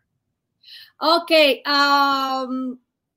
where the other animals are is already the neighbor. Okay, that over is there. the neighbor. Okay. Yes. Yeah. And down there, is that a neighbor down there? Yes, that is another neighbor. Crazy people, like, they are with their cows. Actually, 2 of my dogs, they were rescued from one of the neighbor. I have to pay for them because I couldn't see that daily. I was like, they were tied. They are this small. They are Arturo and Capito. They are this small, and they were tied from a leg, you know. And I was washing dirt, and they were coming every time they escaped. They were coming to my house, you know. They were like, oh, all animals always get here, you know. It's they like know the vibe. Yeah, they just feel that. They're just like, we want to go over there. Exactly. Yeah, that happened. So they just stay. One day they just don't leave, and when they see the owner before, they were barking at them. They were away of them, but one day he took them again and put them on chain. I couldn't sleep that night, like, with Arturo. I was like, how to steal them, you know, but I was like, they are going to make a gunshot, me in the 3 a.m, going to the neighbor to take a dog. So finally, what I did is, like, to talk to him. I say, you know, how much is your dog? And I have to pay for him, and they now are here, both of them. Yeah. Now, what do the dogs and the cats eat? The dogs, they eat, I make soup. Like, the soup has like carrots, zucchini. It has like corn, like, it has also some starch, because I have to make like a big pot, you know. I cannot like do give them the pure food, you know, like I wish I could give them like one egg. Actually, I give them eggs too from the chickens. And they also eat like the commercial food because it's also like a lot of work. Like not only the soup is like they have something better than that commercial trash food. But they are like 13 dogs. Wow. Yeah. Yeah, and for cats, the cats they eat chicken livers. There are like stores where they like the livers are like the leftovers. How you call it? Like just so like waste. Exactly. Yeah. So I take it from those stores. They give it away. Sometimes they give away the heads or what the people don't eat. They like give them away. Right. Yeah. So you got the hookup. You've sort of made those relationships, and you know you can go do your pickup. Now, how often do you do those pickups? Do you have to do that every day or like every other day? Every week I go to the town and bring the food. Like, but imagine how my car looks like. Yeah. And before I didn't have cars, so it was crazy. Wow. Like, it was like a donkey mood. And if you see these bags of carrots, it's serious. I've never seen it. What's the kilograms of the? 50 kilograms. 50, like that is 110 pounds. Of carrots. Wow. So you go to the market, it's like 1 pound or like, all right, 5 pounds. Or you go to like Restaurant Depot, it might be like, all right, 30 pounds. Might be the 15 pounds. Yeah. Yeah. But this is like industrial size. Like you go to the farm, they holding them on their shoulder, loading them like, serious. Wow. Yes. When the cow was here, it was like 5 bags of that weekly. Crazy. Wow. And then I see Carlo. It all takes time and people to get farming going. If I was closer, I would come. Those bucks. Exactly. Yeah. Yeah, these ain't no joke. Nah. It's dense. It just like But when Carlo's asking, does it help your fitness? It's wild because like being in this sort of lifestyle, everything is effort. Everything is like it's you working, whether you grading you just grading carrots, but you work in the deltoid, the forearm. Then we clearing the trees in the back using a machete. So I'm trying to use like some of the kung fu techniques and working on the angles and like having fun though. Like I was like, all right, machete master. Like, how can I? All right, these are angled this way. All right, shing. All right, we try to like clear. So it's and then like digging, you digging holes like you just feel it in the back. Walking. Andrea mentioned walking with the dogs. It's like walking up a mountain. So it's like you hiking, right? Like you hiking up there, walking. Yeah, it's plenty of health inducing activities just embedded in the lifestyle. Naturally should be, that is our nature, like to keep like that. That is our gym, you don't need to go to the gym. Actually, people say, hi, but how you like build muscles, like, if you are vegan, how the protein and the whole story. Come on down to Callum Farm. Like, you think like what? Like I am stronger than you, that you eat meat. Right. I can. Yeah, they're like, how you get your protein? It's like, in the beginning when I was here, I was like with 30 kilograms. I was like, I cannot like now it's like 30 kilograms for me. It's like yeah. Even I just remember we doing this construction in the back, and the bags of sand and gravel and concrete. You're like, those bags are heavy, you know? Like, they are 60 kilograms. That is 130 pounds. Yeah. Damn. So it's moving that. Yeah. Definitely. Definitely. And definitely, that is like, it goes also with the practice of this diet, you know, like energy, like how you get the energy, you know. People ask me how I do those works being vegan, like not eating animals, and I'm like, you see how active I am daily, you know. I have like never stop, you know, like I do the whole works, cut the grass, the machete, and that machine is like, the chainsaw is heavy too, like what you could is also the strength. So it's like a lot of work every time. And then do the delicate with the surgeries. Then I pass to the like to be so delicate to make a surgery. So yeah, I pass through all kind of strength. See, this is the real. See, for all these soft people out there, because people, you know, like this is, I don't want to hear no complaining from anybody. Like this is, you know, it's the real stuff here. As you say, it's real life. Yeah.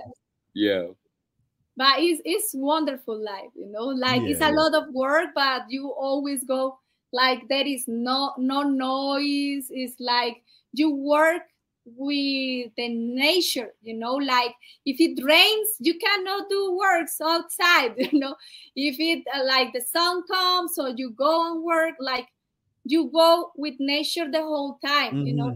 No, I cannot cut right now the trees, I cannot do this, or I cannot do that, you know. Like you are in tune with nature the whole time.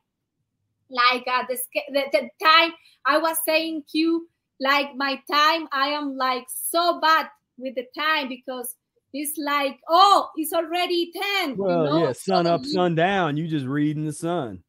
It's other kind of time, other kind of vibration, other kind of everything. Even it's a hard work, but it's like very nice. Like it's like you feel that is what human beings should do.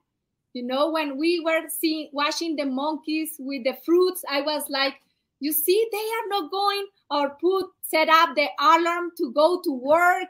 You know, they are only worried to go and take the fruit from the tree and chill on the branch and eat and share with their group, you know, like, hey, how are you, you know, today? And that's it. Only that. And I was like, human being is so complicated the whole time, you know, like go daily to work and I have to wake up early, like it goes against like the natural thing, you know, like only the alarm, just the alarm, that is like, bah, bah, you know.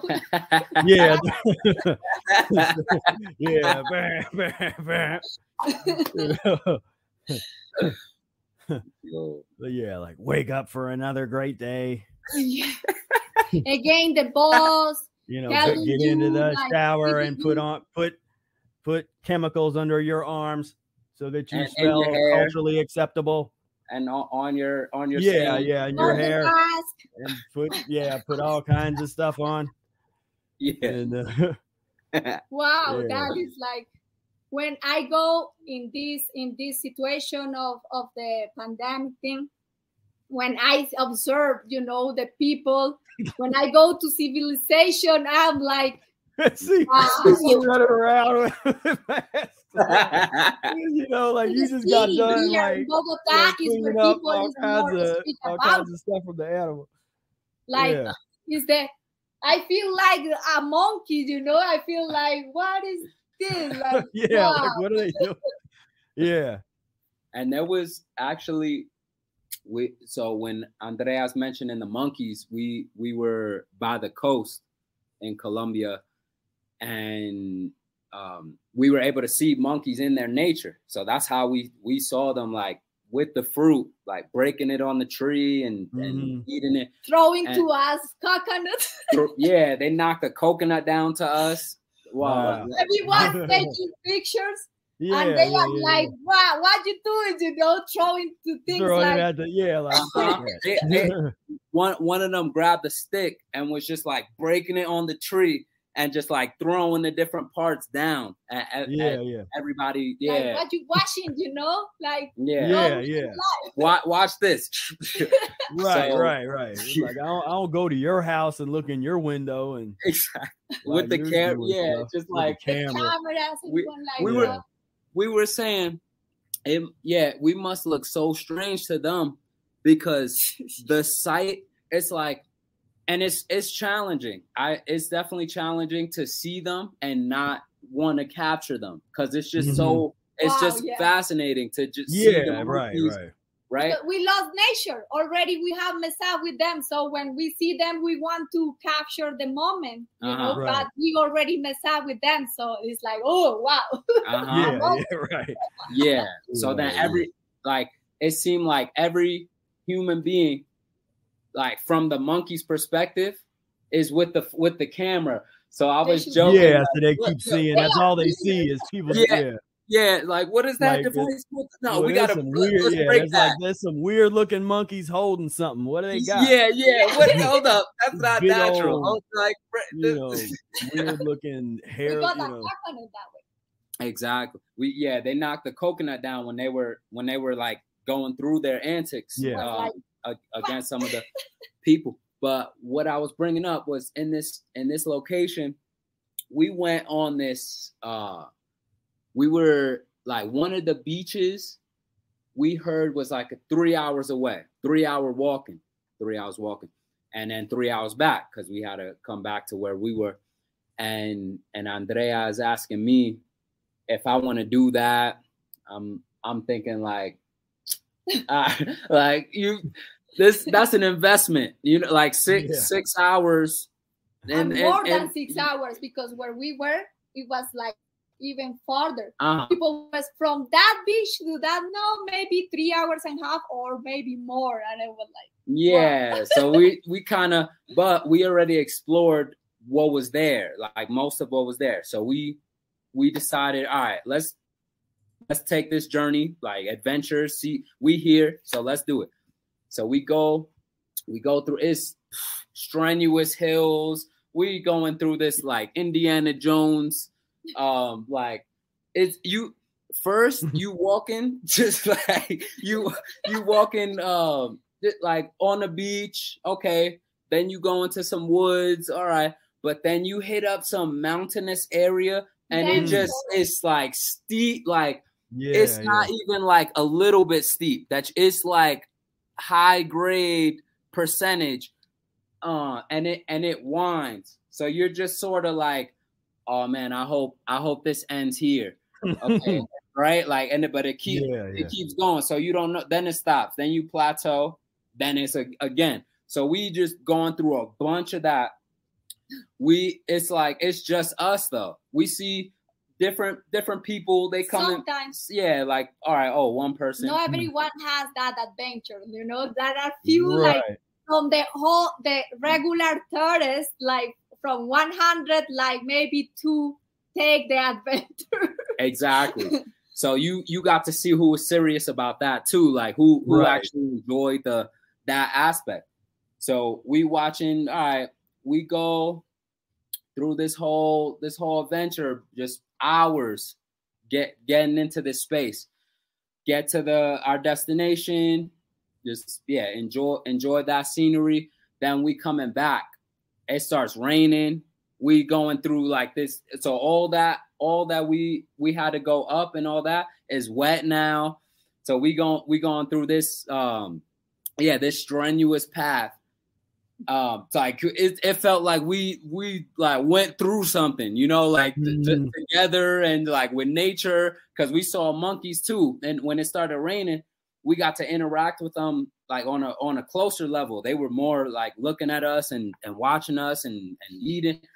And So we get out of there, and then we end up on this one beach, and then see a restaurant, this kind of spot where everyone's just sitting.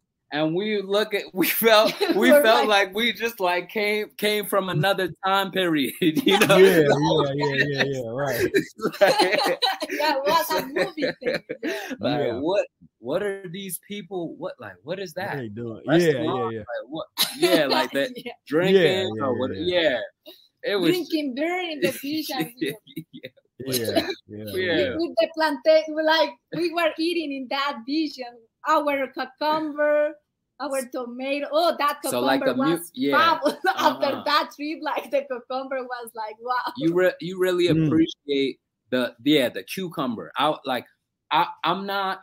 don't get so many cucumbers. I usually will get like red cabbage. That's usually at least what I've been rocking with raw salad wise. But coming here, Andrea likes a lot of cucumbers. So I've been eating more in general with the salads. But like going from that long hike and then just like slicing a cucumber and biting into that hydrating center. It was like water, you just that hit. like because we are not good drinking water. We are more fruit thing, but imagine carry fruits for the hiking. But then the cucumber was like, oof, thank you. Exactly. Tomatoes. But that's what was great too, was with this camping situation. And I know because you on that camping vibe and with the fire and in the nature, and just being able to, they had like the clay stove kind of situation where you could grill up we were able to get in a squash, like a decent sized squash up in there. We got what was it? Beets, tomatoes. Yeah, tomatoes, the beets. Did you pick these, or they just had them somewhere? No. We went to like a market, and then we went to so we picked up the fruits and veggie, plantains. And again, so weird, that our host in the city over there, she was like, only you will carry all those things into there, but like inside they only like sell mucus and pods. And they have some fruits, but it's like if you want a veggie meal, like expensive, because it's like that convenience thing. You in there, so you pay. But then when you want a veggie meal, like pure, it's hard to find, especially when you're not like, if you're not doing oil or you're not doing salt, or you're just in your mode. It's hard to. Q is even more weird than me. Because he can know it, like in a restaurant, any restaurant will like sell something for him. Yeah. So that's where it's home, or like raisins on hand, or just keeping it. But we got mangoes from the trees too, like a lot of mangoes trees. By the coast, they had mango trees on the street.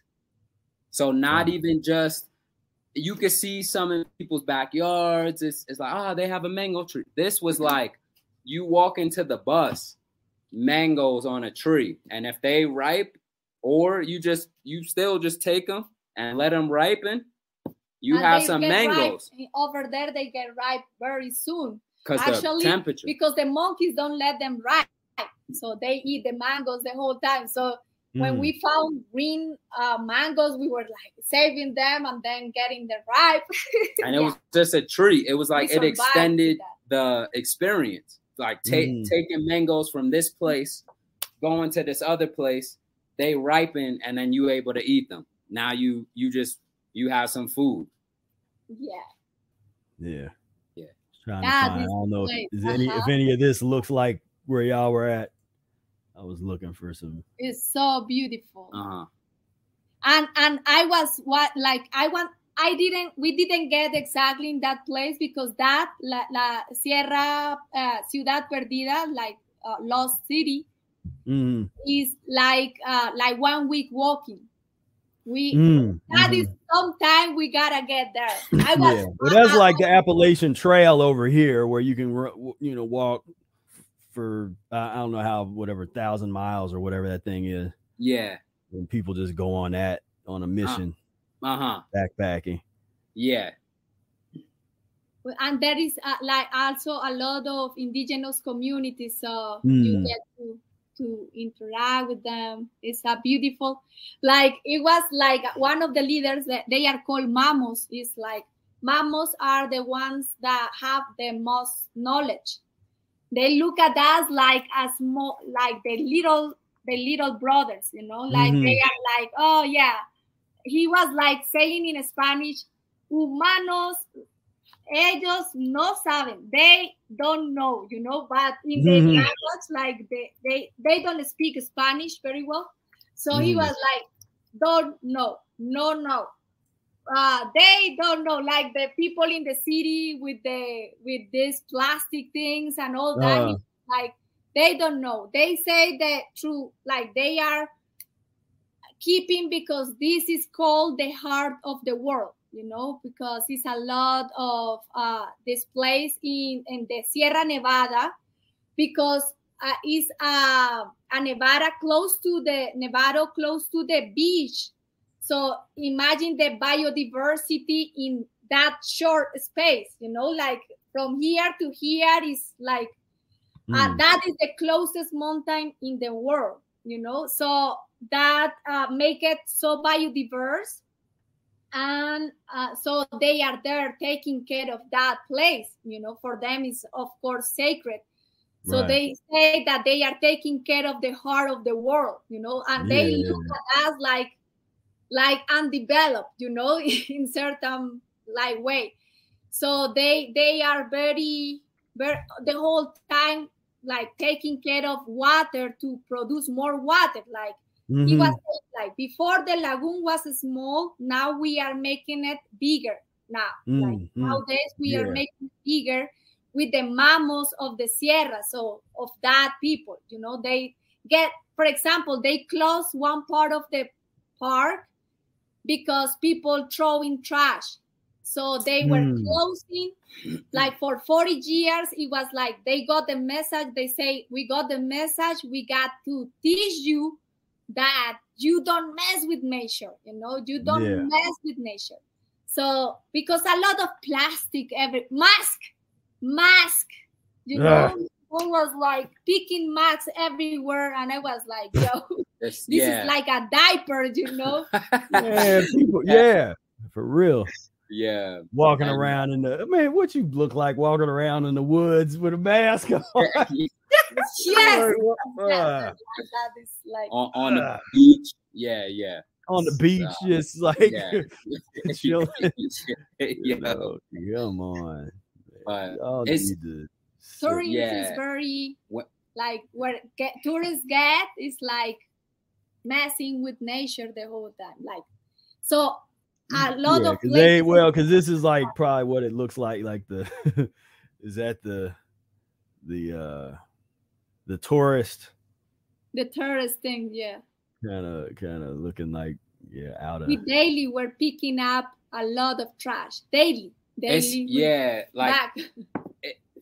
when you, so we're on this sort of like camping ground, and I want to make at least two points where when I came here the first time, actually, we went to this beach area, and once we step out of this sort of this greenery, because first it was a trail like in a jungle setting, like vines and just like the leaves were different. It's different than where I'm at, especially in San Diego, sort of desert.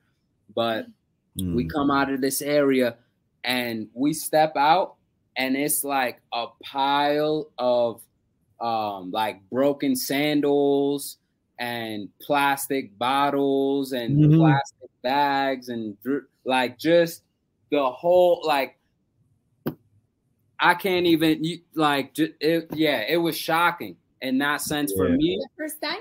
Yeah. Yeah. Because you in the United States, it's all cleaned up, you know, like put in behind the curtain, kind of like shh, like it's no trap. No. Some places now. I was actually my Eagle Scout my Eagle Scout project was to clean up a park that was just so filthy. It was like the parks I grew up in, and they was just they had so much like hypodermic needles in the creek and all kinds of stuff. And so that was my project. It was like I got a bunch of guys in there. We just cleaned it up, you know.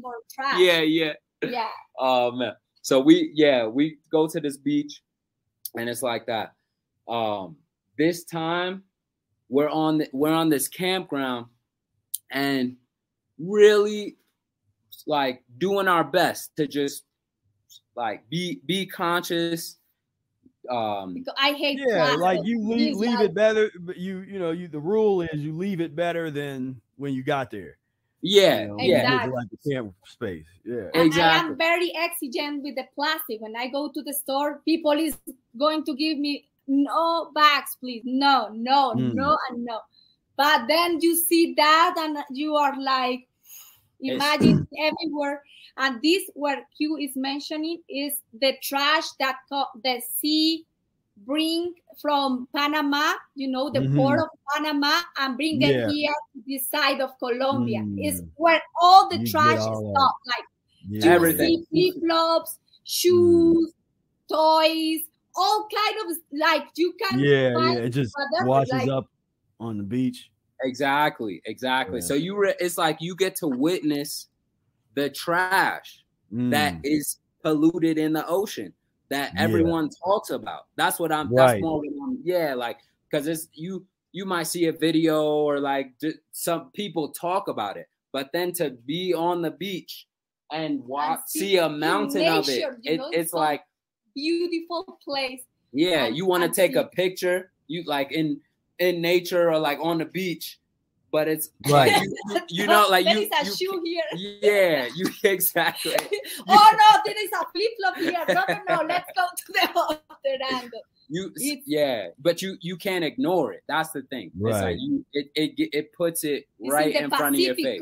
This is the Pacific Coast, and it's another national park too, close to Buenaventura in Chocó, where it's like one of the most biodiverse forests in the world too. Like it's where rain the most. It rains every day in certain places, so that make it like rich. Yeah, so it's a special place. I never was before there. It was like waterfalls coming into the ocean. So and where is no tourists, like we went to a part where no tourists there. So it's like, whoa, it's like amazing. There are places that you cannot even imagine that nature can be that perfect, and then you see the plastic bag and you are like, whoa, what is this? Yeah. It's like the constipation in the earth, It's all because it's all going. Yeah, it's like it's all goes somewhere. People throw it away and they think like, oh, I did my part. I recycled. And it's like, no, not really.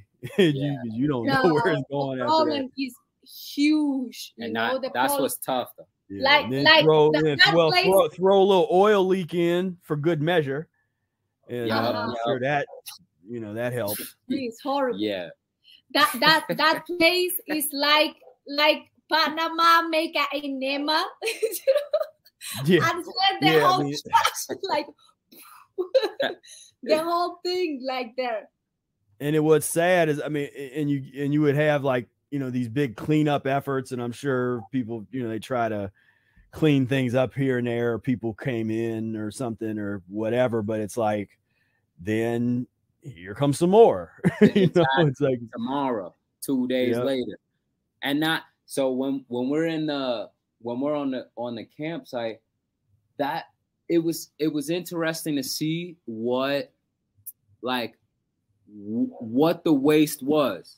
So what kind of things were thrown, like shampoo packets, the aluminum, like that kind of aluminum, metallic, flimsy, like who uses that? Who uses you know, like Plants never compost, you know, like never. Yeah, right. Like, they take So years of years. So it's like those kind of things. Like the Vienna sausage cans popping up. I know. I definitely know about those for sure. Ketchup, from those the past. ketchup things. Condiments, just like cups and cans and bottles. Beers. Like the beers, and like there was a spot for cigarettes, for cigarette butts. They on a specific beach around the party beach. That was the party. The party beach where people they getting together. That's where we walked in and saw that restaurant. The dogs are singing now. You hear that? Their nightly song. Yeah.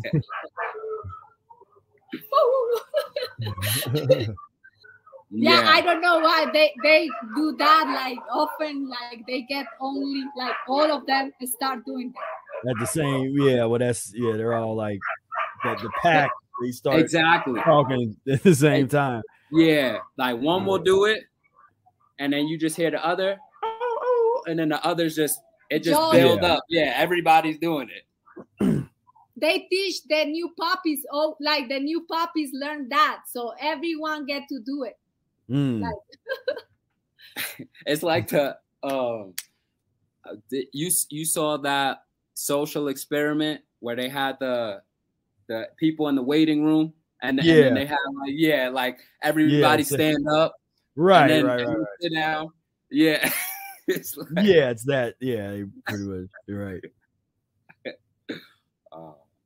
Yeah, so we got humans, man. We just did a horrible job, man. We just really we just did a terrible job with life, man.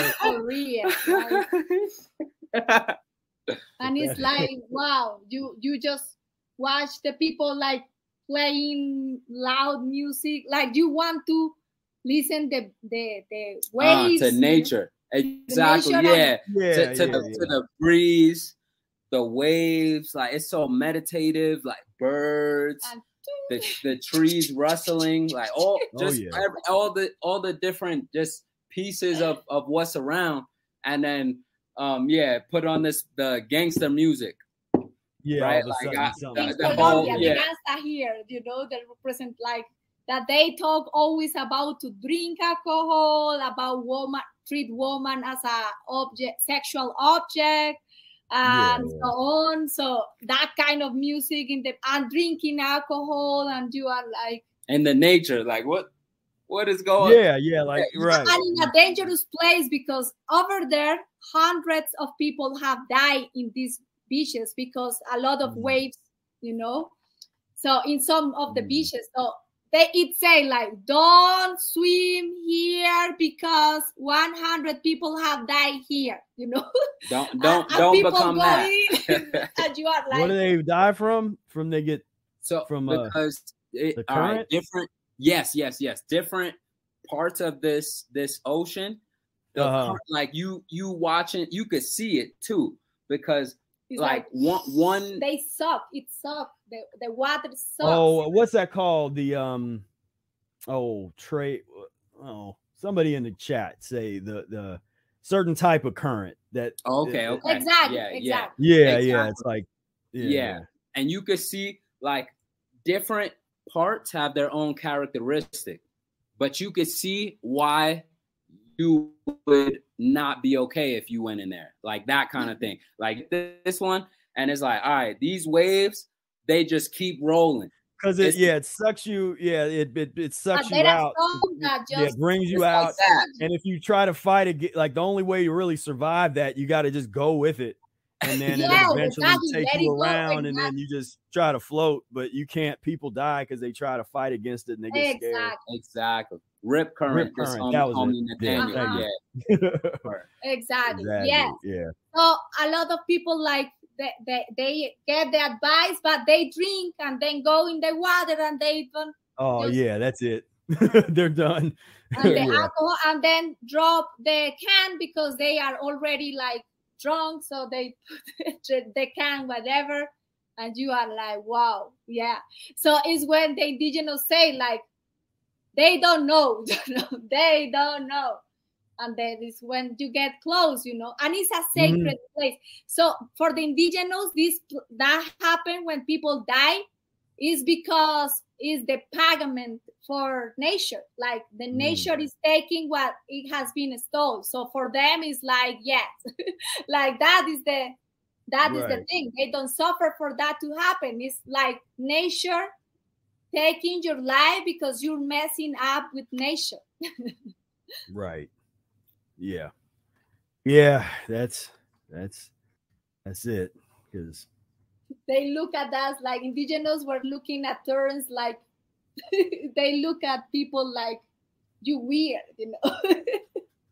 Yeah. Because they're just, you know, it's more connected. It's sad that it'd be nice when you come across the handful of indigenous peoples that are closer in terms of the you know, the vegetarian, fruitarian type of consciousness. And there's not a lot of them. And that's where that, you know, where they lost a lot of their power and their control, you know, because they started to degenerate with the food. And so they're still more connected than anybody out here, you know, in the average, you know, citizen in civilization. But what they're doing is it's proved to be not sustainable because of the diet part.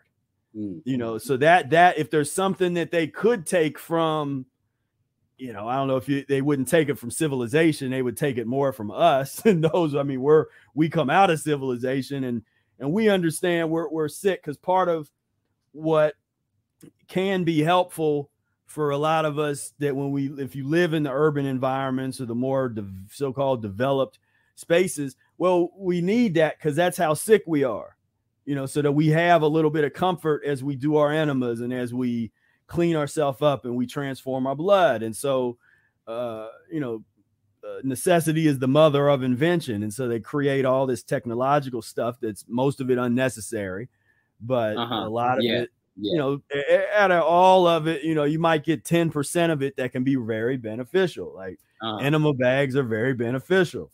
The Kalima board, you know, the colonic system, you know, that kind of stuff is useful technology. And then now for the very long time, we've had the information for sustainable energy. I don't know if you have any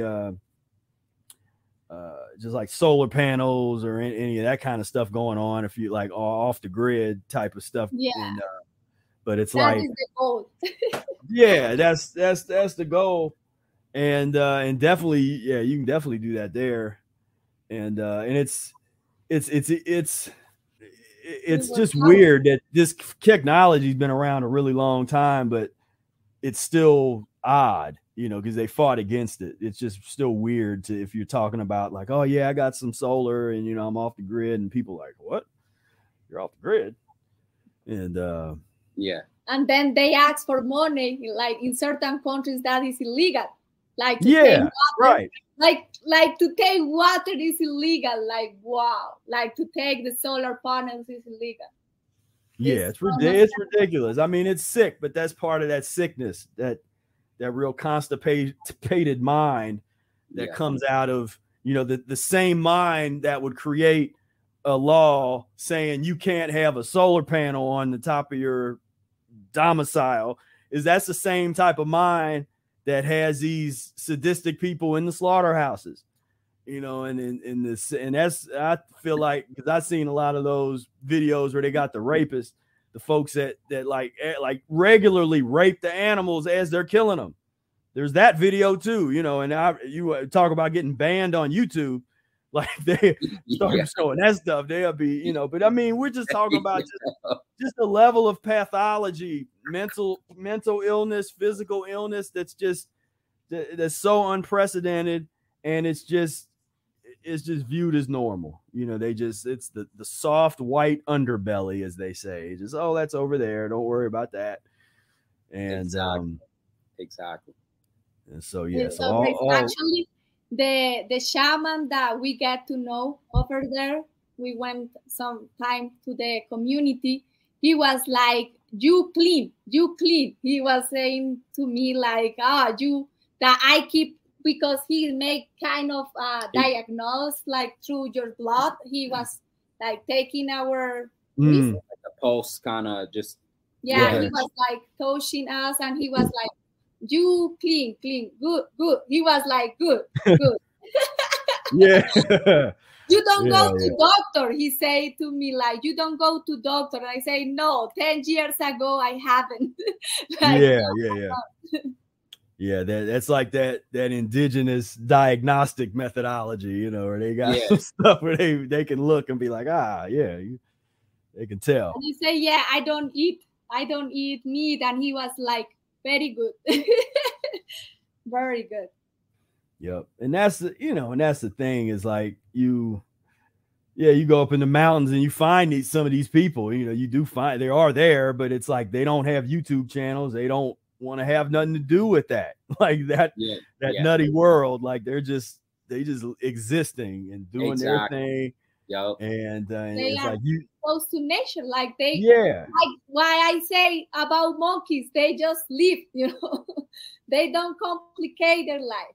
Yeah, well, it's that fulfillment, you know, and that's what, you know, and you can tell like I always talk about, you know, do what you're passionate about, you know, like investigate why are you on this planet, like what is it that you're supposed to do, like what is it that you are supposed to bring to the table, because a lot of people kind of look around aimlessly, and some people, the unfortunate ones, don't find it ever, you know, they never really find what that is, and they don't have the support and the courage to, even if they did find it, to actually follow it and to go check it out. But you know, that's a big part of this path that makes practicing the Mucusless diet easier, is when you're in alignment, you know, and you're living in alignment in whatever, because we're all going to be doing different things, because we got to bring a lot of different things to the table, but you got to be, you know, living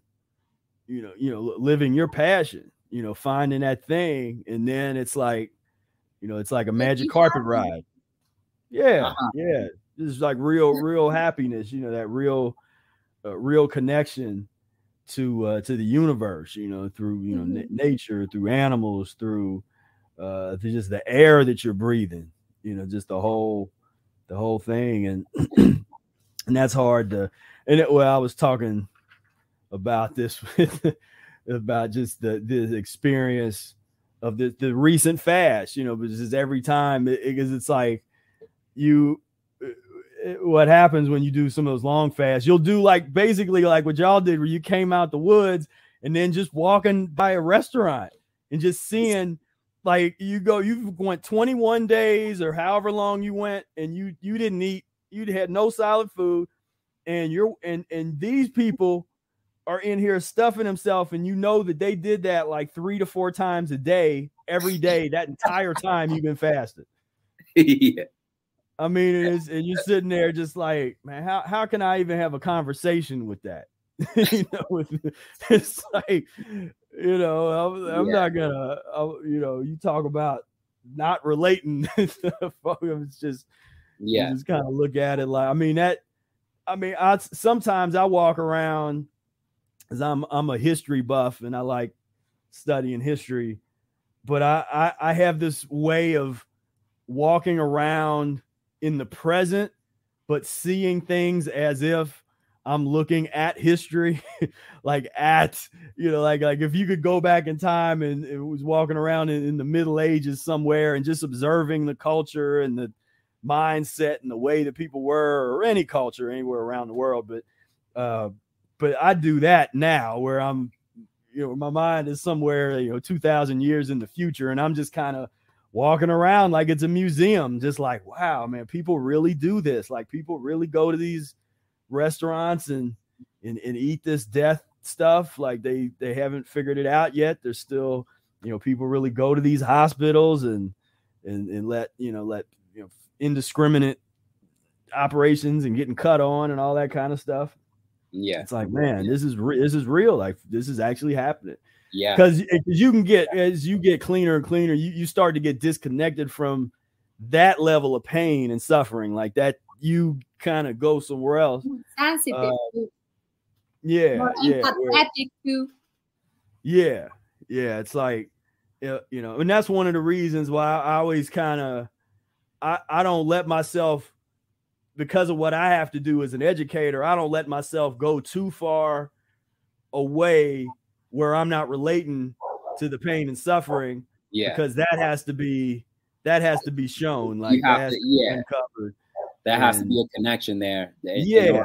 In order to help anybody. Yeah, exactly. To relate to anybody. Precisely. You gotta kinda, and so I'm like, okay, because lots of times I'm still relating, you know, like stuff that I did 20 years ago. So I have to, if I'm meeting somebody for the first time, I have to like go back to 2001 consciousness to relate, you know, to just be like, oh yeah, man, I used to do that. And like, yeah, man, I used to get them. Boy, I know what you're going through with that pizza and that cheese. Yeah. You know, it just, but I kind of don't anymore, you know, like internally I don't really feel that's kind of, I think I flushed a lot of that out years ago, but I still got it, you know, I still got the memory of it. Like the feeling is actually kind of gone, you know, like some of it, not all of it, but like it's hard to bring some of that back because you rid yourself of it on such a level. But the memories, I always did well to just make sure I remembered things, you know, just had that memory, you know. And Brother Air says sometimes because I'll remember stuff that he says, you know, just in all his stories, because I just wanted to make sure to really keep that memory, because we got into this predicament because we forgot in the first place. Like we forgot who we were and what we're supposed to do, and went off on these weird tangents and got sick, and you know, and so now I'm like, all right, thousands of years, you know, it has been through generations. We forgot, and we lost power. We lost like many things that we are supposed. So when you start cleaning, also is certain like things that get you like more sensitive to the energies, to like all that. When someone is eating, like I cannot see right now like someone killing, you know, or doing something to an animal, because I feel it, you know. So more clean you are, more like you going back to nature. And that is where it's like sometimes you are so disconnected. That happened to me when I fast, that you get so disconnected and you cannot, like the smells, everything is like awakening, you know. One day I did 44 days fasting because I really need to clean. I was like feeling the call to clean. And I went to the ceremony with the indigenous, with ayahuasca. And then I got that message that the ayahuasca was so hard on me compared with others, that I was like 3 days what it take like 1 day for regular people, regular diet. I was like thinking that I wasn't going to go back, you know. I was like, and when the shaman said you need to drink soup, and I was like, no, I don't. A soup, like he is vegetarian too, like this shaman doesn't eat meat. So he was like, you need a soup like to land, because I was like just in another place. And the ayahuasca was telling me, do you see, because I was taking a lot of mucus and maybe parasite, those longest strings too, and a lot of mucus coming out from that elimination. And the shaman was and the ayahuasca, like the information, you know, because that connection was telling me like, do you remember those things that you were coming out from your body?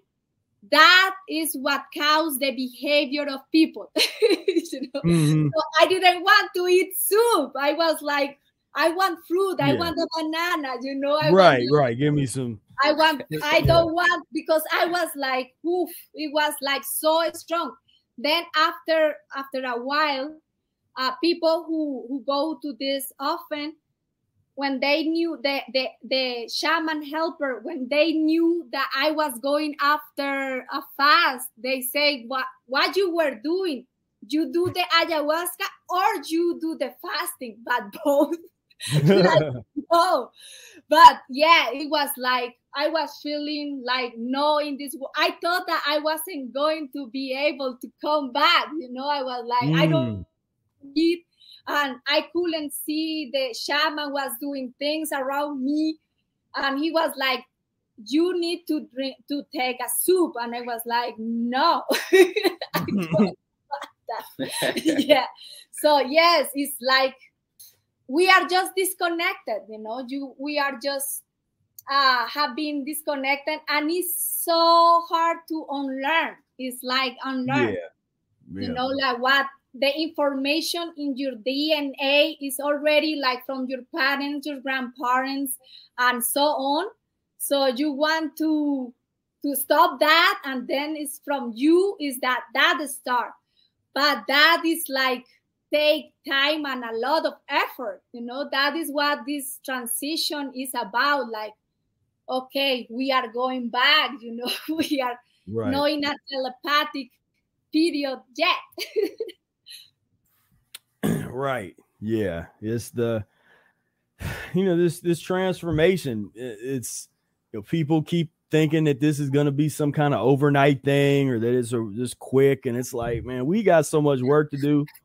We just got to get started. You know, we got a lot of work to do.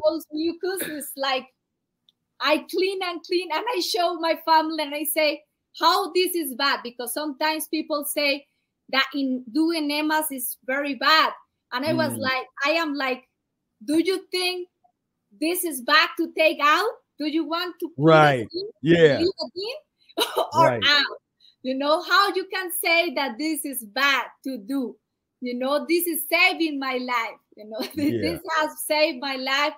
Like my health, my physical appearance changed a lot. My spiritual way, my like that with animals. You can see, you know, when I was overweight and hugging like that cow, you know, like things like that.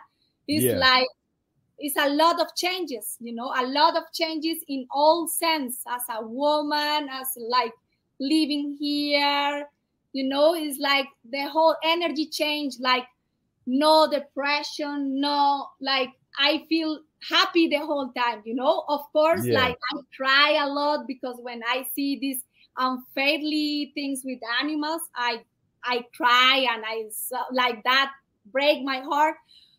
But I keep going the whole time, you know. I don't feel like, I feel complete. I feel blessed, you know, not looking for anything. Just keep working on myself. It's the only thing I gotta do. You know, it's like keep working on myself. And one thing Andrea mentions a lot is that it's not just about the diet. So when she's expressing about working on yourself, really having a full spectrum. A full spectrum of what you're working on with the diet, with the spiritual practice, just really honing in on the mental aspect of yourself, and developing principles. Like what something to look into is, what principles would you like to exemplify in your being, just through your being, and the diet can help. It's a levity, ultimately the fuel, the levity. But having that in your mind, what do you see? I mean, it's that cultivation. I mean, and I'm always an advocate for hardcore study. You know, I'm like that, like, you know, just that reading and analyzing and, you know, that kind of school type of study. But your own school, not their schooling, but your actual your actual education that you have to give yourself. And but that becomes part of this path of it's like finding your path and then having the courage to go down that road, going down it, because whether you're called to seek enlightenment or seek peace or seek freedom or seek being of service to humanity, or making people laugh, making people feel good, being this love, like exemplifying some kind of love vibration, whatever it is, it's like you got to find that. Everybody's got to, because no one can tell you. You can have a mentor that might suggest to you what they see, but no one can specifically tell you, like, okay, this is what you're going to do. At least that's my opinion. I guess there's some people that say, well, my guru told me that this was my path, and so this is what I'm on. Okay, fine. But I'm saying, like, where I come from, you got to find your own path. Like, now you get counsel from the mentors and from the elders, definitely, and hold them in high regard. But at the end of the day, you can't live your life for them, for the other people. That's the problem that I see with some of that type of mentality. You find people that are trying to live their life for their mentors or their family or their gurus or whatever. And it's like, no, you got to find your path and, and have that courage to go down it. Yeah. And whatever your, peace and tranquility. And if that's what you want, because part of what a lot of people, you got to clean yourself up enough to even want peace. Because most folks, like, when you're eating a dead animal, you don't want peace. Like, that's not what you want. You're turning on like all kinds of chaos on these little, little drama devices. Yeah, the drama and getting in all the emotion, and because you don't feel good. It's like you want that emotion all the time to, like, get you sucked into what's going on, what's the drama, over and over again. Yeah, you get caught in the hamster wheel where you're just running around, and that's what pop culture to me is. A lot of that. It's a lot of hamster wheel, because it's just stuff that the people get so emotional. That's why, I was just curious, because when that Will Smith thing happened, I knew I already knew how that was just gonna make everyone go crazy. So I was like, all right, I'm gonna do a viral video on this, and then I'm gonna just look at all the crazy comments, because people are gonna just go nuts. Because I could care less about it. It was just, I literally was like, I know that this is gonna get, like, if me putting this video up will help one person learn about the Mucusless diet, then I'll put it up here. And but what's funny to me is just how emotional people get about it, where they're like, they're like, oh, they're like, yeah, Will did a great job, and other people's like, no, he's a criminal, and then other people like, mind your business, why would you even put this out, like all these different, and it's just like, and that's just showing you right there. It's like, yeah, you're already too caught up. Like, when you get that emotional about pus and mucus activity, activities that are born out of pus and mucus eating, then, and we all probably do to a certain extent. We all have our little things that we. And that's why I wanted to touch in on that.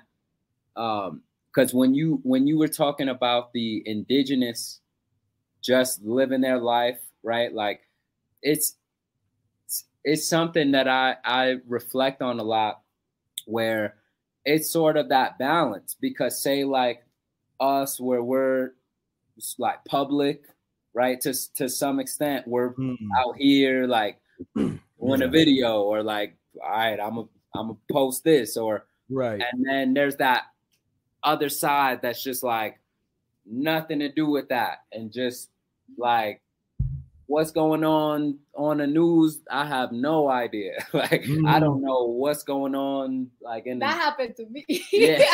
Like, for real. Sometimes I go to the city and I am like, they are in a strike, and I am like, ooh, what is going on? You're just shopping, putting apples in your right. Whoa. So it's the chaos out there.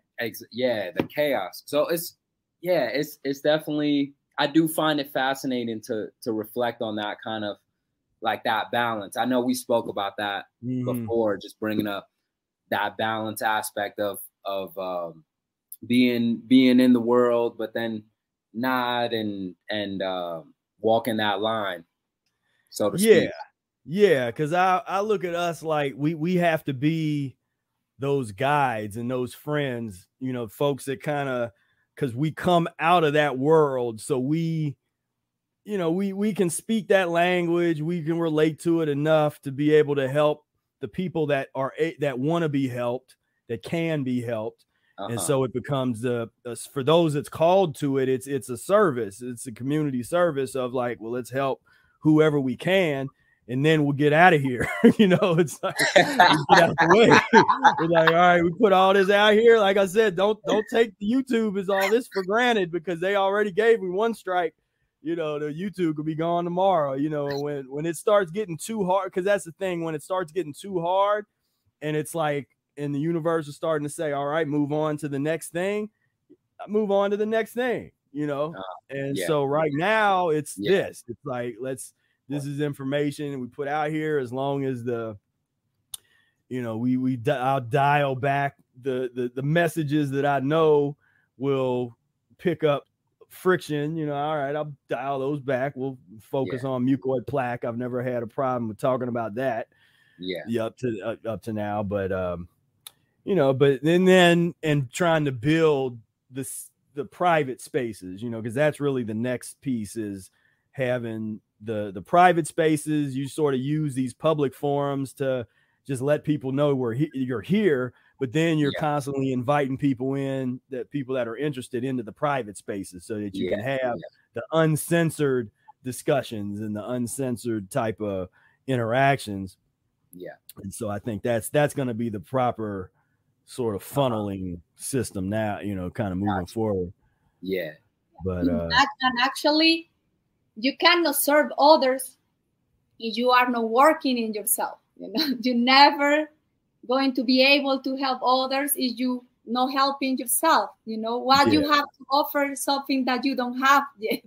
You know, like it is called spiritual knowledge, wisdom, or like in the diet, or in the health. Well, in general, like in the health, or like in the emotional state. How can I say to you, like, if I am so emotional, how can I say to you something, you know, about your emotions? So like, and I believe that we came to here to live in this experience is to serve, you know, at the end is to serve, you know, like, and how you can serve if you cannot serve yourself, you know, like how, if you are unhappy or you are not at peace, how you can bring that into the world. Actually, there is a book that is called The Million Circle that talk about it, you know, talk about like start by you, you know, like then is the circle of your family, that like as example, you know, but people who surround you. So I can't believe like sometimes how you inspire people without know, you know, sometimes people come, how, because they see the change, you know, in all aspects, you know, in your character, that you are peaceful. Change. Speaking of change. Exactly. That picture come when I was like, that was the practice when I had the hand inside the cow. That was in that practice.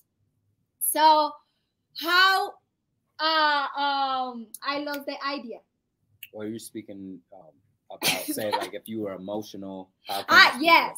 So sometimes people come to me and ask me, or how I do to be peaceful, you know, or like woman coming to me and about to ask me about the cycle and all that, because my cycle now are like not suffering from that those like big emotions, like I have to learn that too, and all that kind of things. How people come and suddenly like, oh, what you say like to me about to change the diet, I reduce the amount of meat and that create like less blood or whatever, like they wash you and they see the change in you. So they start changing too, like, make changes. Like Omar, like the one that is from Mexico, he was watching me. Now he's into the community and he was like, how are how is your fasting and how you do to do this? And then he now is practicing, and now they really appreciate because that changed life. So the Million Circle talk about it. You start doing your thing, like you should show the picture of me with the hand inside and now hugging the cow. right. So yes, it's like a lot of changes in all sense, like I feel more connected to nature, definitely. Like I really need to be there, I need to have the touch with nature. Sometimes Q asks me, why do you want to go to the mountain? Why, if you can do the same, like pray or meditation in the house. And I was like, I need to touch the soil, I need to, because I feel the trees, I feel the trees, I feel the soil, I feel all creatures everywhere, and I am like amazed to that, in the house it's not going to be the same vibration. So with the diet, you grow into that feelings, into that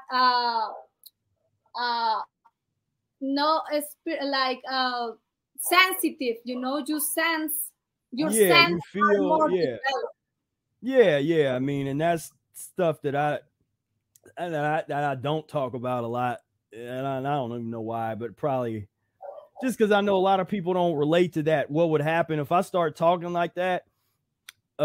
People will listen and like it, but it'll be like entertainment. Like they'll listen to it like, oh wow, that sounds really cool, but they don't know what I'm talking about, like, or feel it. If I start talking about like, if I'm walking through, I mean, I'm having conversations with trees. People think I'm, if I start talking about it like that, people think I'm nuts, but that's real. Like I'm going through and I'm high-fiving branches and they're telling me secrets, and I'm getting all kinds of information just walking through the woods, like, but it's been like that for a long time. But I don't know. I never knew how to talk about that without becoming one of those guys that people just like, okay, here goes one of these guys. Like it sounds like really nutty. It is like, well, sorry, but it's sort of like just personal experience, when you really get into that. And then, and that's where the diet comes in, because that can then open you up.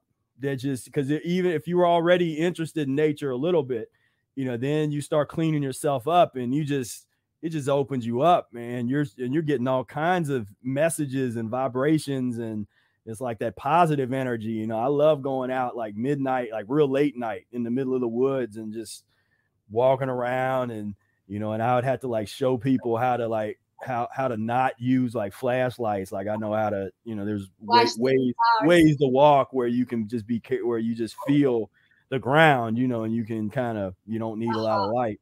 Use a moonlight. Watch the stars. Or what? Moonlight, you said? Well, the moonlight, unless you're in a, under a lot of trees or something, but your eyes adjust if you let them, at night, your eyes adjust, and then you can see pretty well, if you let your eyes adjust. And but I love that. Just because it's peaceful.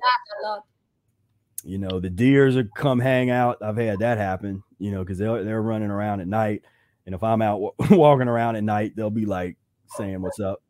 Like, who's this guy? He's okay. He's just out here like us, is nocturnal type of person. But that is very, if people can do that more often and really do that, like no think about it. No, it's not about to I wish. No, just do it, you know, sometimes connect, sometimes go and really listen, and you will listen also to your body more, you know, like your body is telling you and talking to you constantly, but we don't listen most of the time. So that contact with nature makes you to like really understand, you know, really absorb that knowledge that is there, but you want to be blind, you know, right, about that. that this is a before and after. Exactly. That was in 2011, I believe, and I started practicing on 2015, like last month of 2015. And immediately, you know, it was a lot of changes, a lot. Like, and everything also started because I had my best friend at the time. He was killed. And then it made a lot of shocks in my life, you know, like I was into emotional, I was into like all kind of situations in my mind, in my life, in everything. And that caused me like to get closer to yes, when you touch the darkest, you know, of your life, you just want to start going back and, you know, check about many situations in your life, you know. And that was like the point. And also his wife, that she's practitioner, she showed me those works, and it's when I start eating papaya every day, and my body was responding to that, because at that time, like if you see my body, one of the biggest part of my body is the belly. So when I start practicing, one of the things that was reducing exactly like the part of the belly, you know, my legs are not too big, my arms are not too big, but all was concerned, like was that a lot of weight in poo, you know, a lot of poo accumulated there, you know, a lot of. And you can see like that is that that physiology. If you'd have kept eating that way, you know, because you'd like the aging process is really accelerated. A lot of old poo in the start my first fasting. I was taking out stones of poo, like hard. The first enemas were like stones, you know, stones of poo. So imagine the amount. I was like having 30 something pounds of only poo, you know, because when I was young, I was going to the toilet maybe each 5 days, each 4 days. And I didn't know that was not normal, you know? Like, right. So my whole time practice with the diet has been to improve that constipation. You know, nowadays, after doing enemas every day, or like almost every day, like as much as I can, I have improved in that sense. Nowadays, I go to the toilet maybe twice, you know, but every day. So it's like a lot, like your body is telling you, like, is saying thank you, you know, because you are keeping all this poo from harmful foods, and you like, it's horrible, you know. I suffered when I went to the toilet. It was painful for me, you know. So how I am not going to get sick, you know? And then I went to the doctor, and the doctors didn't even know what I had, you know. I was like going to the hospital, million of tests, different tests, that, oh, you have an autoimmune disease, you have this, you have that you are like, no way. Right. Yeah, they just making everything up, like, oh, you got this. Yeah, I don't want to be like that. No. What I said in the beginning of the interview, like my sister-in-law, she was a close sister to me, and she was taken to the hospital, and she got a bacteria. Of course, corticoids work like creating like against your immune system, like that like it's an very aggressive anti-inflammatory. Antibiotic. Anti-inflammatory, like for swelling. Inflammatory. Yeah. So she was taking a bunch of that, so she didn't have how to defend against bacteria. And imagine the amount of bacteria in a hospital, like it's a lot. So she finally got a bacteria and a kidney disease, and so anything worked on her, so she died. Like I saw her one day, and next day I called and she was dead, and I was like, wow, next year they are telling me that I am going to have the same. Like I was no, thank you. I don't have that. Right. No, I don't have that. But then I was more conscious about what I was eating, more conscious about many things, my life. And yes, it's like the whole time you are attacking your body, like what the doctors or like this system or this not system, but this society is telling you every time is to attack your body, attack yourself, kill yourself. Attack. Yeah. Kill yourself. However, take these antibiotics, take this, take that, and never clean yourself, like never, because enema are dangerous, enemas are bad when you already have messed up with your body, Right. And as a woman, imagine also like I had also after this about my friend, my best friend, also I had a miscarriage. So all that, like was making me grow, like what I have put in my womb in order to have fibroids, why I am having this miscarriage. This is not normal. And they are telling you that is normal. The doctors tell you, like this gynecologist.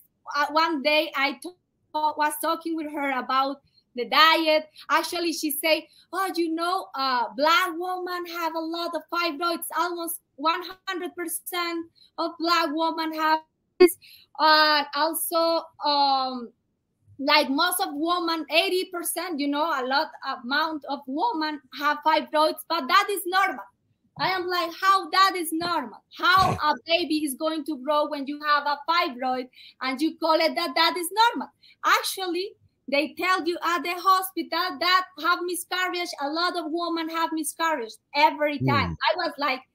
When I was like hundreds of women having miscarriage, and I was like, wow, like how this is normal, how you can call this normal, when you having these fibroids, because like, take this contraceptive, have like stimulate yourself having sex because you are okay. You have this contraceptive thing in your body, so you are not going to get pregnant. So that is okay. You can have like sex, like with whoever. You can be okay. Oh yeah. We'll fix you. All kind of things that they all every time tell you. Right. And then when you touch that place, you having a miscarriage, you having this, you having that, you lost your sister, you like people is sick and you are sick now, and what you going to do? You are going to die? Like, no, you have to get some love for yourself. Like you have to find to find your life back, because you are killing yourself. And it's not why you are here. You are not here to kill yourself. So that is when I just was like, okay, I have to go with my treatment. I have to change my diet, change my life, love myself as a woman, love my womb, like clean myself, clean myself as like my whole body, like whole body the whole time. That is why I keep doing with my transition is to find foods that make me go to the toilet, so that is the reason why I love papaya. That is why I eat maybe the most with bananas, and then it has changed a lot, Then when almost it was around September maybe or August that I start doing these enemas continually. And that is has been more progress, quicker progress in my transition. Actually, now that you was in around that time, now he say that he see my progress through in that sense, because I'm I celebrate every time I come to the toilet. I went to the toilet. Yes, good job. Actually, that was happened with John, who is practicing. Thank you, Anna. If he's connected, I say hi to him. Yeah. And we were practicing that with him too. Every time we went to the toilet, because I was already doing enemas every day and recommend him to do enemas. So we were like, did you poo? Yes, I poo. Yes. So the whole time, because he has having that kind of issues too with his health, about constipation. So now it's those fruits are ooh. I love fruits. And I have problems with things like bread, but I hope someday no more. That is John. Yeah. He's lovely person, and he's also growing into the practice. He was helping me here a lot. I give thanks that he just take the risk. I say to Brother Aid, he never take the risk to come. He's afraid to come because of the dogs. He say, no, I go if the coa go. He say, I'm you are a chicken, I imagine him with all these animals. It must be funny. But Dog was here helping me. This dog was one of my patients who had got cancer. And he finally died with I kept him because he was kind of abandoned. Somebody was taking care, but no giving him love. So I was okay, at least the last months he's going to have love. So John was so lovely with the animals. The animals love him. He was every morning went to the sunshine and drink orange juice and then pet the dogs. He was like that. So yes, it's a lot of things that you face while the transition is not easy, of course. It required discipline, it required will, and a lot of love. If you don't love yourself, you destroy yourself. So when you work in that constantly, you observe yourself, you observe your progress the whole time. It's a progress the whole time. Even it's a slow progress, but maybe in a week, okay, now I don't poo every 3 days. Now I do it every 2 days.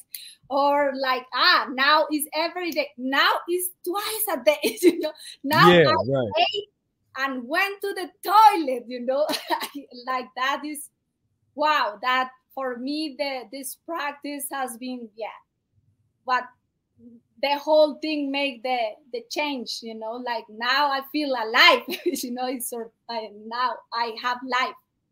Yeah. Well said. Well said. Exactly. So it was beautiful having the two of you on. And we'll start wrapping up. We got a good little 3 hours in. That's a good one. Yeah. At what moment? Yeah, that's a good one. When that happened? Yeah, it's flowing, we just kicking it. Yeah. And so that's what's good. I like that. So yeah, I encourage everybody again, if you go up to the top, I pinned in the comments, I pinned the donation link. If you donate to the Callum Thomas Farm Sanctuary. And say the full name of it, because there's the Spanish at the end. Is that a separate organization, or is that all the same? Oh, the foundation. That is a foundation that I create in order, because here as the cows and the minories and everything that people, how they explode the soil and the animals and everything. So they have done with the wildlife, like what I say, like the homeless dogs, they are going to eat, they have to survive, so they have to kill the wildlife. So this foundation was created in order to conserve the mammals that go around the lagoon. Here we have a lagoon, and this place is very rich in water. There's water coming everywhere. So there are mammals that have disappeared. So I create that foundation in order to help with that. And what's its name? How do you say it? Fundación Salvaguarda. Okay. Does that mean like Safeguard Foundation? That's what it comes up with. Yeah. If you translate it in Google Translate.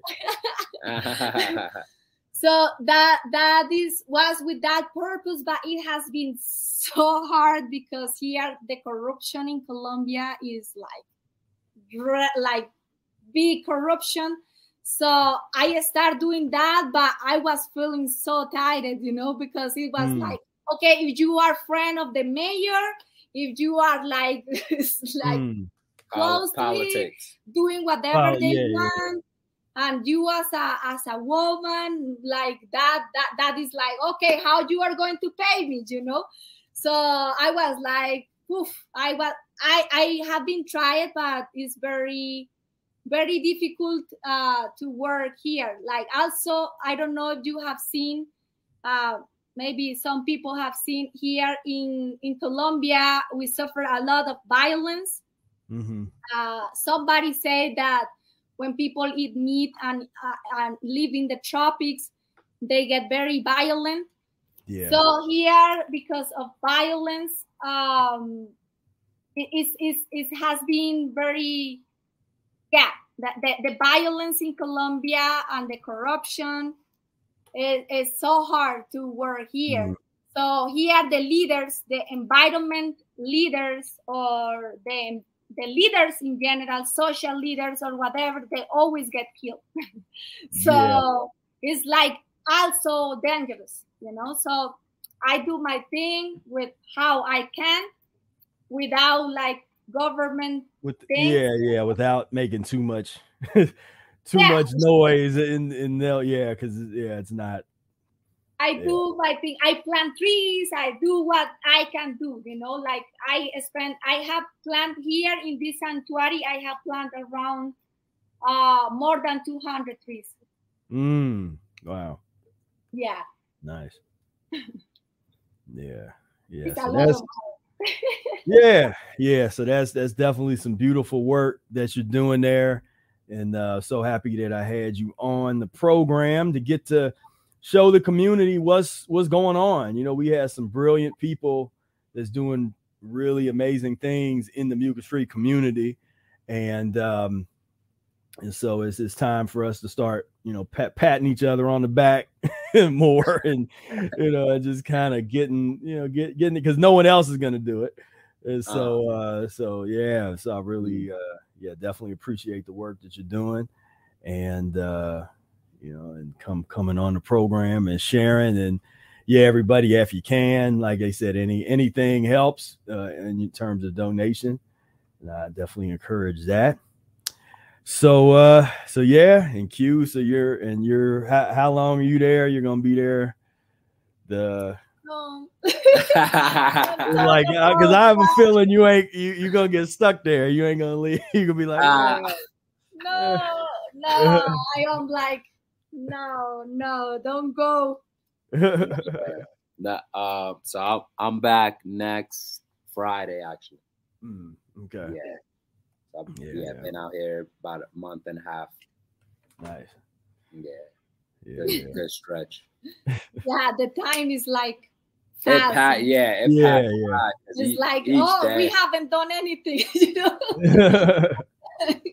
Right. It's like you gotta get a year in just to get your feet wet, you know. Yeah. But it's at least like each time I'm coming, I'm learning more, especially on the nature, that nature vibe, and even the machete vibe. machete and the building. Now he's like like connecting more with that aspect. And especially with the building, because that's something I am interested in. Like Aqua Mound Builder, he's into building, you know, like building the vegetable garden, or he's gardening. So, you know, really tapping into that aspect. Like, okay, let's measure this, and like even with this project, it's a nice engagement with building, because then you can take that information and then translate it into building something else. Right. Yeah. Yeah, most definitely. Yeah, like nature teach you what to do. Yeah. Exactly. So, well, I appreciate you guys coming on here. Really enjoyed this. Everybody in the chat, give a thanks, or do a little clap emoji for our guest today, like Andrea and Q. Yeah, like and share the video. Subscribe if you're not subscribed. Yeah, subscribe. But you probably subscribed if you're here. Yeah, if you're still here now. These are the 20 folks that are definitely subscribed and have already signed up for the newsletter, and probably coaching in the coaching program and all that good stuff. And so, but yeah, I definitely appreciate just all that, because like as I talked about earlier, they're making it more difficult in turn, trying to deprioritize our videos and all that kind of stuff, and taking them down and threatening taking the channel down and all that. So, we just all we can do is the best that we can do, and we just get out here putting this information out, trying to put vibrations that can change the world. I mean, it's like we just sharing vibrations, but it's, when you're fighting against those dark pus based vibrations, it's like, you're fighting against a lot of darkness. And so, you just kind of do the best you can. Like you said, plant your trees, grow your garden, share the information with some people that you think are ready. And all the while you're cultivating yourself, cleaning yourself up, elevating your consciousness through study, through experience, all that kind of stuff. Oba, what's going on? ain't heard from Oba in a minute. So sorry. So just showing like, Andrea made this art right here. So this is the so it's the background of my album, like my last album, Salad. And not like that's where it came from. It's not like a graphic. Okay, I that's interesting, because I thought you had made it. I just assumed that you had made it. Okay. I just focused on the music, and then I fed off of that, and like really wanted to make it, because she knew what it was, so like how special it was. Yeah. So she just like put that full energy in it, like in this salad here. It's like all like the little Mucusless Diet Healing System book. Yeah. Because I remember you showed me that. I was like, oh, it's tight. Yeah. The kung fu weapons, music instruments, my like pictures of my family, pictures of us together. Yeah. Like the enema bag. There's a mini enema bag right here. Yeah. That's super cool. Yeah. I think that everyone, like when we back to that nature, I think everyone have like, we are artists, in somehow, like we are artists naturally. but we get that knowledge like take away from us because you cannot paint in the walls. That is bad. No. Yeah. Well, that gets into that what really separates us from the underdeveloped humans.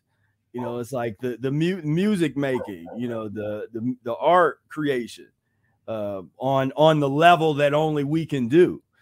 And you know, and that's because that's some serious you know, that ability to, because that's why music is such it just historically has been something, and just art in general, something that people have tried to control. You know, the ruling class and the rich people, just they say, if you want to know who's running the world, look who's hiring all the artists. You know, and you can see, look at all these musicians that were hired to play that you know, lame Grammys thing. You know, it's like that, but that's where the money is, and that's where the consciousness is. You know, but there's so much power in being able to control and use the vibrations for good. Like when you're channeling these positive vibrations in the music, and it's changing things on a different level. And so I'm real you know, real into the art. That's super important part of this whole thing. You know, just that can help raise consciousness in ways that just a lecture or talking or whatever can't do. It's, you know, it's getting something real fundamental. And then, like you're saying earlier, that's what happens where there's so much noise pollution with this, like, just filthy. It's just basically filthy music. I mean, objectively and subjectively, it's just filthy. Like they talk about it like we're dirty South. We dirty. You know, it's like it's all about being like, because it's a competition about who can be the filthiest, who can be the nastiest, who can just be the just who's the nastiest. That's what this whole thing is about. You know, like if you can be the nastiest, you get put on a pedestal. You know, you're the one that's running the show. And so, and here we come when you trash music nowadays, like it's like wow. That is another aspect, but we are running out of time. But like being in the music. Well, we'll have to have another discussion. So we'll do a music episode, you know, because that's a whole other thing we didn't get to, is your music working with different artists and some of that kind of stuff that you do as well, which is like, I don't know how you can do both, where you have time to do, like, you know, music management and run the farm and that kind of stuff, and artist management. But that's been crazy. But but is that you need to, like, okay, I'm doing the works here, but also you need to bring the message to the world, you know. And I think like music is like Cuba is the artist that I work with. He said the repetition of the message, like a program your mind.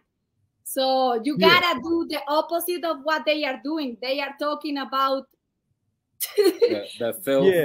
The filth. The drugs, like, sex, and rock and roll. You need to keep doing the opposite the whole time. You know, like you need to bring the message because that is part of to serve. You know, when you serving others, you need to like create this programmation or the program made of this system. You know, how people make, like how the society make this programmation the whole time, you know, this agenda the whole time, and they keep going, you know, through the music is how a lot, like how people get in this programmation, crazy programmation, you know. So you speak a little bit about the environment topics, about the animals, about the diet too. he is speaking some of his songs.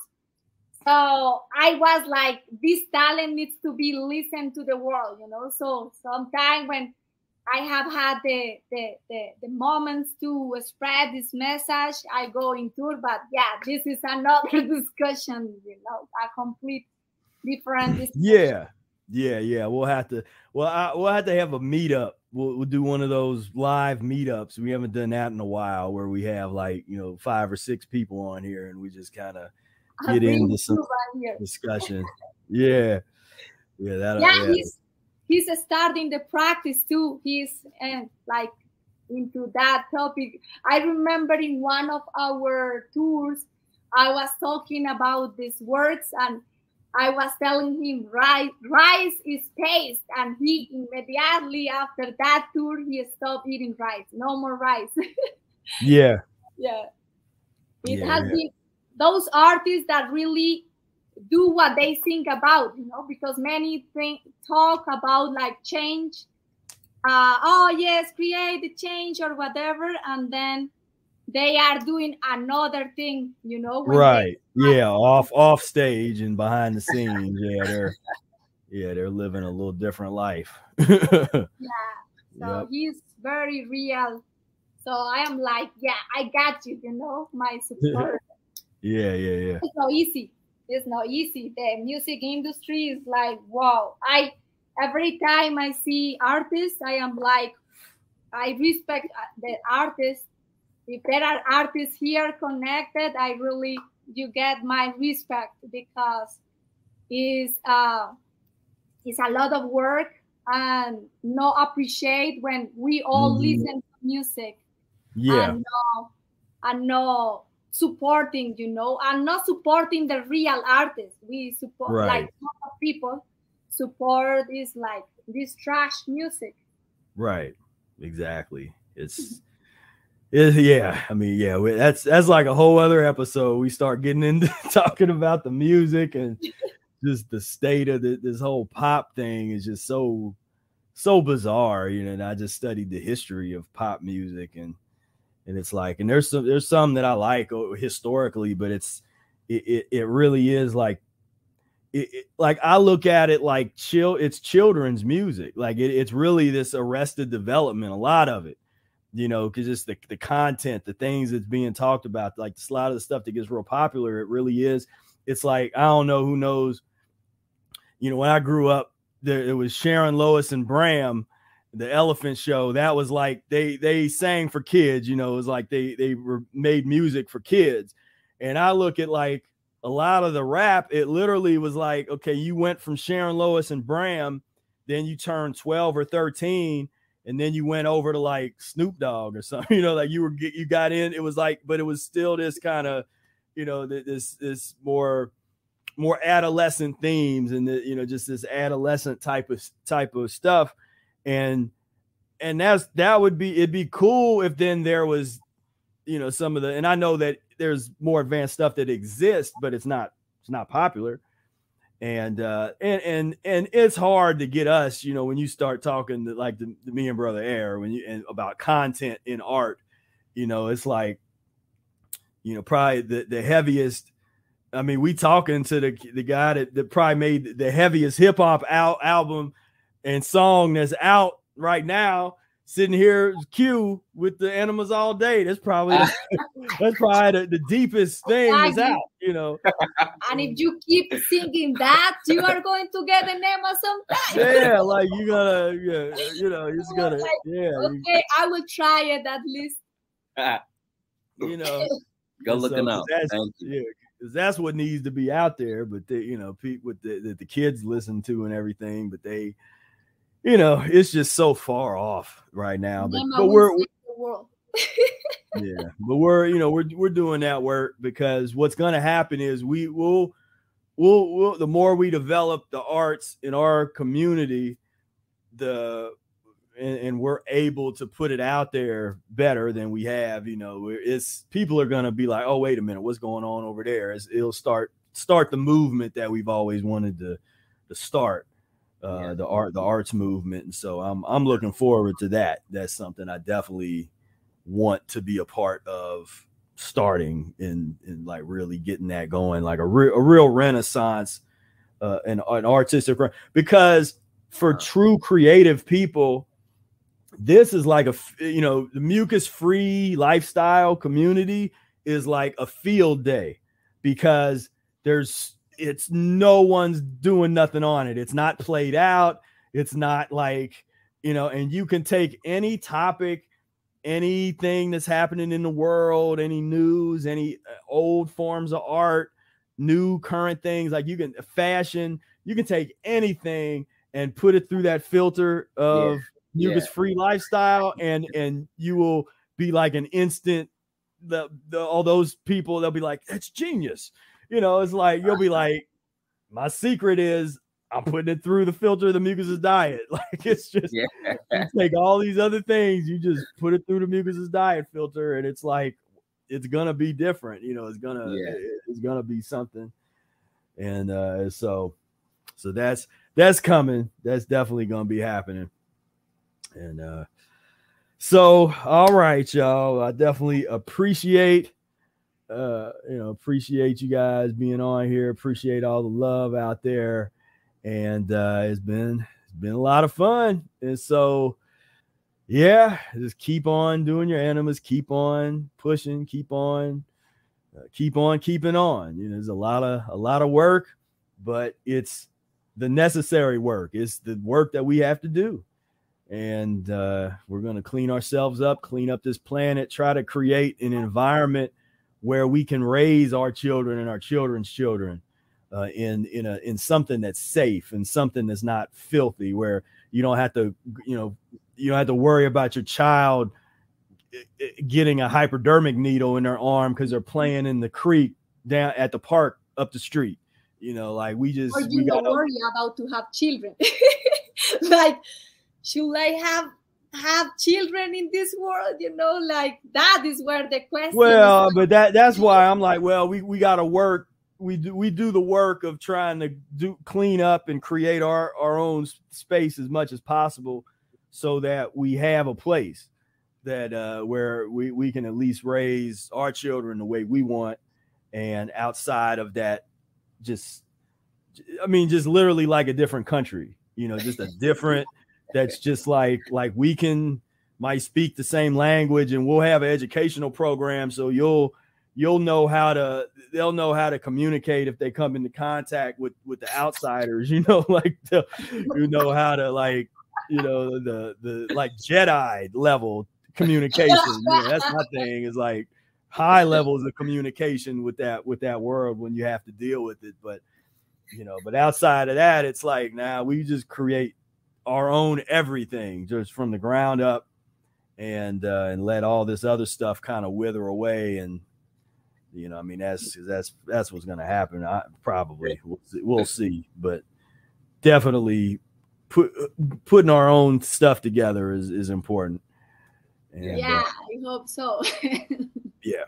Yeah. Because it's like, when you are like the rooster, the neighbor still the rooster, I'm like in an island, I don't want my children like no, your neighbor chicken to eat. Like the neighbor sees your child, like your child crosses the fence, and then the neighbor's like, oh, grabs the child. Or like only like telling the children that, oh, your parents, those kind of situations, like Johnny, what happened to Johnny, like those kind of things, like someone else tells you that, oh, you are not feeding them with protein, like you are killing them and all that, like then you take your children away. It's like, whoa. I don't want to have my children in that kind of world, No. And I will, and you reminded me, real quick, I'll do a shout out to Jackie, who, this is what you mentioned, the journey. That breaks my heart. Her son taken away from her and the son's father, totally unjustly. I mean, there's never a justification really for, that's a complex discussion, but it's not by pus eaters. Like, no, just leave us alone. But what just happened tragically is she just had another baby, and that baby was immediately taken away. Like, so she just gave birth. And that baby was taken away. And so everybody, if you're on here, go check out Journey's Army. She's got a video where she talks about this and explains it. Go share that video around. Just try to get, just spread this word around, because this is this is just evil. That's all it is, just pure evil. And we got to make some noise to just like try to help, because this is absolutely horrible. Whoa. Wow. Whoa. Well, that made me to take the decision to stop cheese, exactly because of that. Like, no baby should be separated of their mothers, like, no, wow. Yeah. Oof, they are having like a wow, no. Yeah, I can't believe that. Like, yes, like, oof, this family. It's awful. Just awful. Yeah, it sounds like they're targeted for sure. Yeah, definitely. And how to leave that country if they have their children there is like, oof, evil is the devil. That is the devil there. Yeah. That is why. And I have an episode with Johnny Gonzalez, and he talks about that journey, that whole thing, just the whole tragedy that they've been dealing with for over a year, almost 2 years or something. I don't know forget how long. It's been a long time that they've it's like public kidnapping. They literally kidnap children, and then the state is making a lot of money off of every child that they take, and they got these little kangaroo courts that have their own very weird type of, like, just very questionable and weird arbitration system, and it's awful. And that's what I'm talking about. Like, this thing is over. Like, this whole thing, like, we got to do what we need to do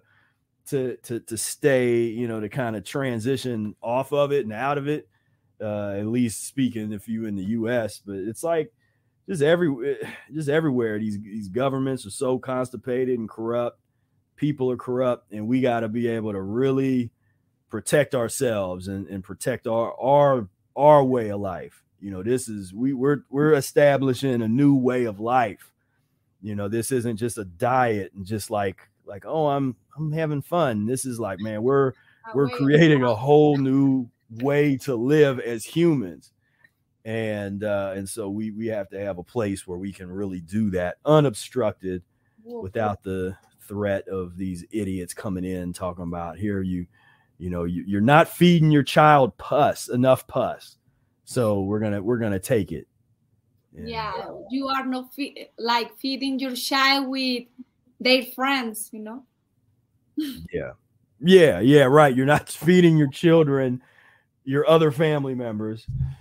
Because that is how I grew up here, like watching those kind of situation, because my parents, my family is from the countryside, so they don't mind to, like, they take a chicken and right, or put the knife to the calf. And I grew up watching that I was like, I was mad at my father, like doing that or hitting the animals or all that. I was always fighting. I still, like, nowadays I do it from more conscious thing. Like, I don't take it personal, because it's like his path, and I am like, even like, it hurt me a lot.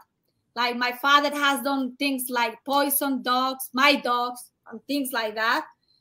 I taken more about, like, emptiness, like constipation and all kind of, things like no self-love, no how he can love others, no receiving love from, like they have been farmers. So imagine they never have feel like a calf or a mother needs to be with their babies, like in this dairy industry, the babies are taken away the third day of born, while they have the first milk, and then they are separate. If they are female, they are taken away from their mothers, but if they are males, they are going to the slaughterhouse. So growing the whole life in this kind of like lacking of empathy, how can I ask him to do something about animals? So for me, it's like I don't even discuss with him.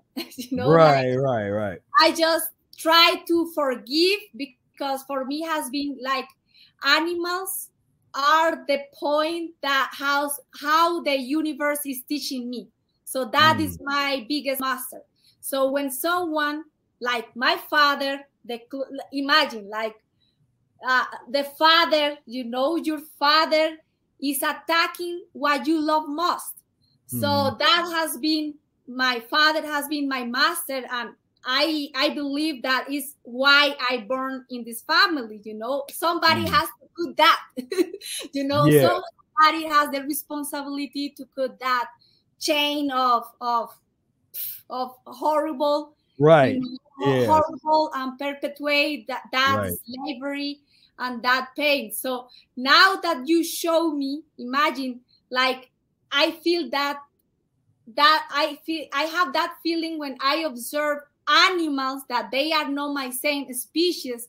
So I cannot imagine what kind of people, what kind of people can see and take a baby from another, like from a mother. It's like they have had mother, they are in the world because they were the children of someone, So you taking that baby from like have the milk of the mother, like how that can happen, how somebody can have the mind, those judge are like this court people or whoever is doing that, how they cannot feel, like and at least make the research about if these children is eating some not appropriate the diet, or these parents are not responsible, how they at least take the time and the work to don't do that. That will be the last, like you must see if the parents are just I don't know, burning their hands or something like that, okay, but how they don't check if they are what they are doing with the diet. They haven't searched, they haven't. No. And I mean, and they're so dim on the topic. You can't even have that, because that's the prop. And that was sort of how this all started, was they were honest about what they were feeding the child. And then that was like, we got you now. Like it was like, well, wait a minute. I mean, we're feeding the child, like, it's like, nah, but the child's not eating hamburgers, so we're taking it. It's like, you're not giving it milk, we're taking it. It's like that type of consciousness. And so it's, it's like I said, the Nuremberg trials happen for a reason. I'm all peace and love, but I used to eat that pus, so there's a little of that. I still got a little of that. So when it comes time to clean up, hey, I mean, we plan on putting together a rehabilitation facility that will transition those that can be transitioned. But yeah, there's a lot of folks are just gonna have to stand trial, because it's just horrible. Gave me like a goosebump with that news. Like I am feeling like no, I get with those kind of things, I am very sensitive because like my nature as a woman, like a baby, taken away from you, I will be like, that woman must be so strong, like, yeah. Wow, all my respect to her, and I wish and send her like the best vibration, I hope she just can get rid of this nightmare, because it must be a nightmare, like a everyday nightmare, like for me, what I say, when I remember about what happened with my rooster, it's like, woo. So for her, it's the constant, like, on shock, I don't know how she's surviving, like my whole love, like that is what they need, love, these core people, and they really need this love, because someone who has love in their heart cannot do this kind of things now at all, and see this woman with the baby there, like, I don't know, like I am like, whoa, the sensation in my body, Yeah. I mean, this is the work, when people sometimes ask like, well, where do you find your motivation to, do all those enemas all the time and all this kind of stuff? And I'm like, I've seen too much of the realities of this world in this planet, because I haven't run away from them.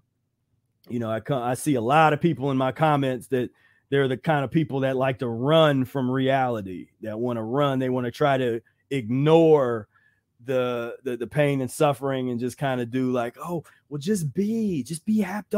Don't think about all the negativity, bro. Just be, it's like, or man, the chain, the how you call it, the chain that is natural that we eat meat, like the chain that is only the chain, the food chain. Or? Yeah. Well, yeah, the circle of life, your the food pyramid, circle of life. I mean, they've come up with just the lamest theories and diagrams, and they've had to come up with so much nonsense to try to convince us that we're supposed to eat that stuff. And it's, it's not going to work on us. We're, we putting all that, we're putting that in the dustbin of history. Well, that's our art back there. You see the food pyramid down in the tombstone. Rest in peace. Rest in peace. In pieces. And so, we got a lot of work, but that's the kind of thing. That's what motivates me. That what keeps me kind of going, because there's times where I'm kind of like, like it would be easy to just get off in the woods and just be at peace to myself, because I'm at peace, like I'm cool. Like I can go off and do that, but I'm also at peace because I'm supposed to do this work. I can also be in peace in midst of the chaos, and that's something people don't understand, where there is a peace, like when you in a war, like we're in a war, and there's a peace that you can find within that, when you're doing what you're supposed to be doing with it, and you don't let it get to you. You're really a catalyst for change, and you're doing your best to not let all the negative energy and all that stuff that's coming your way, like you just rise above it and just like, I ain't even messing with it, just keep on rolling. And so all right. Well, thank you. It's been a great episode. And for everybody out there, keep doing your thing, keep doing them enemas, keep cleaning up. And, until next time, peace, love, and breath. Thank you.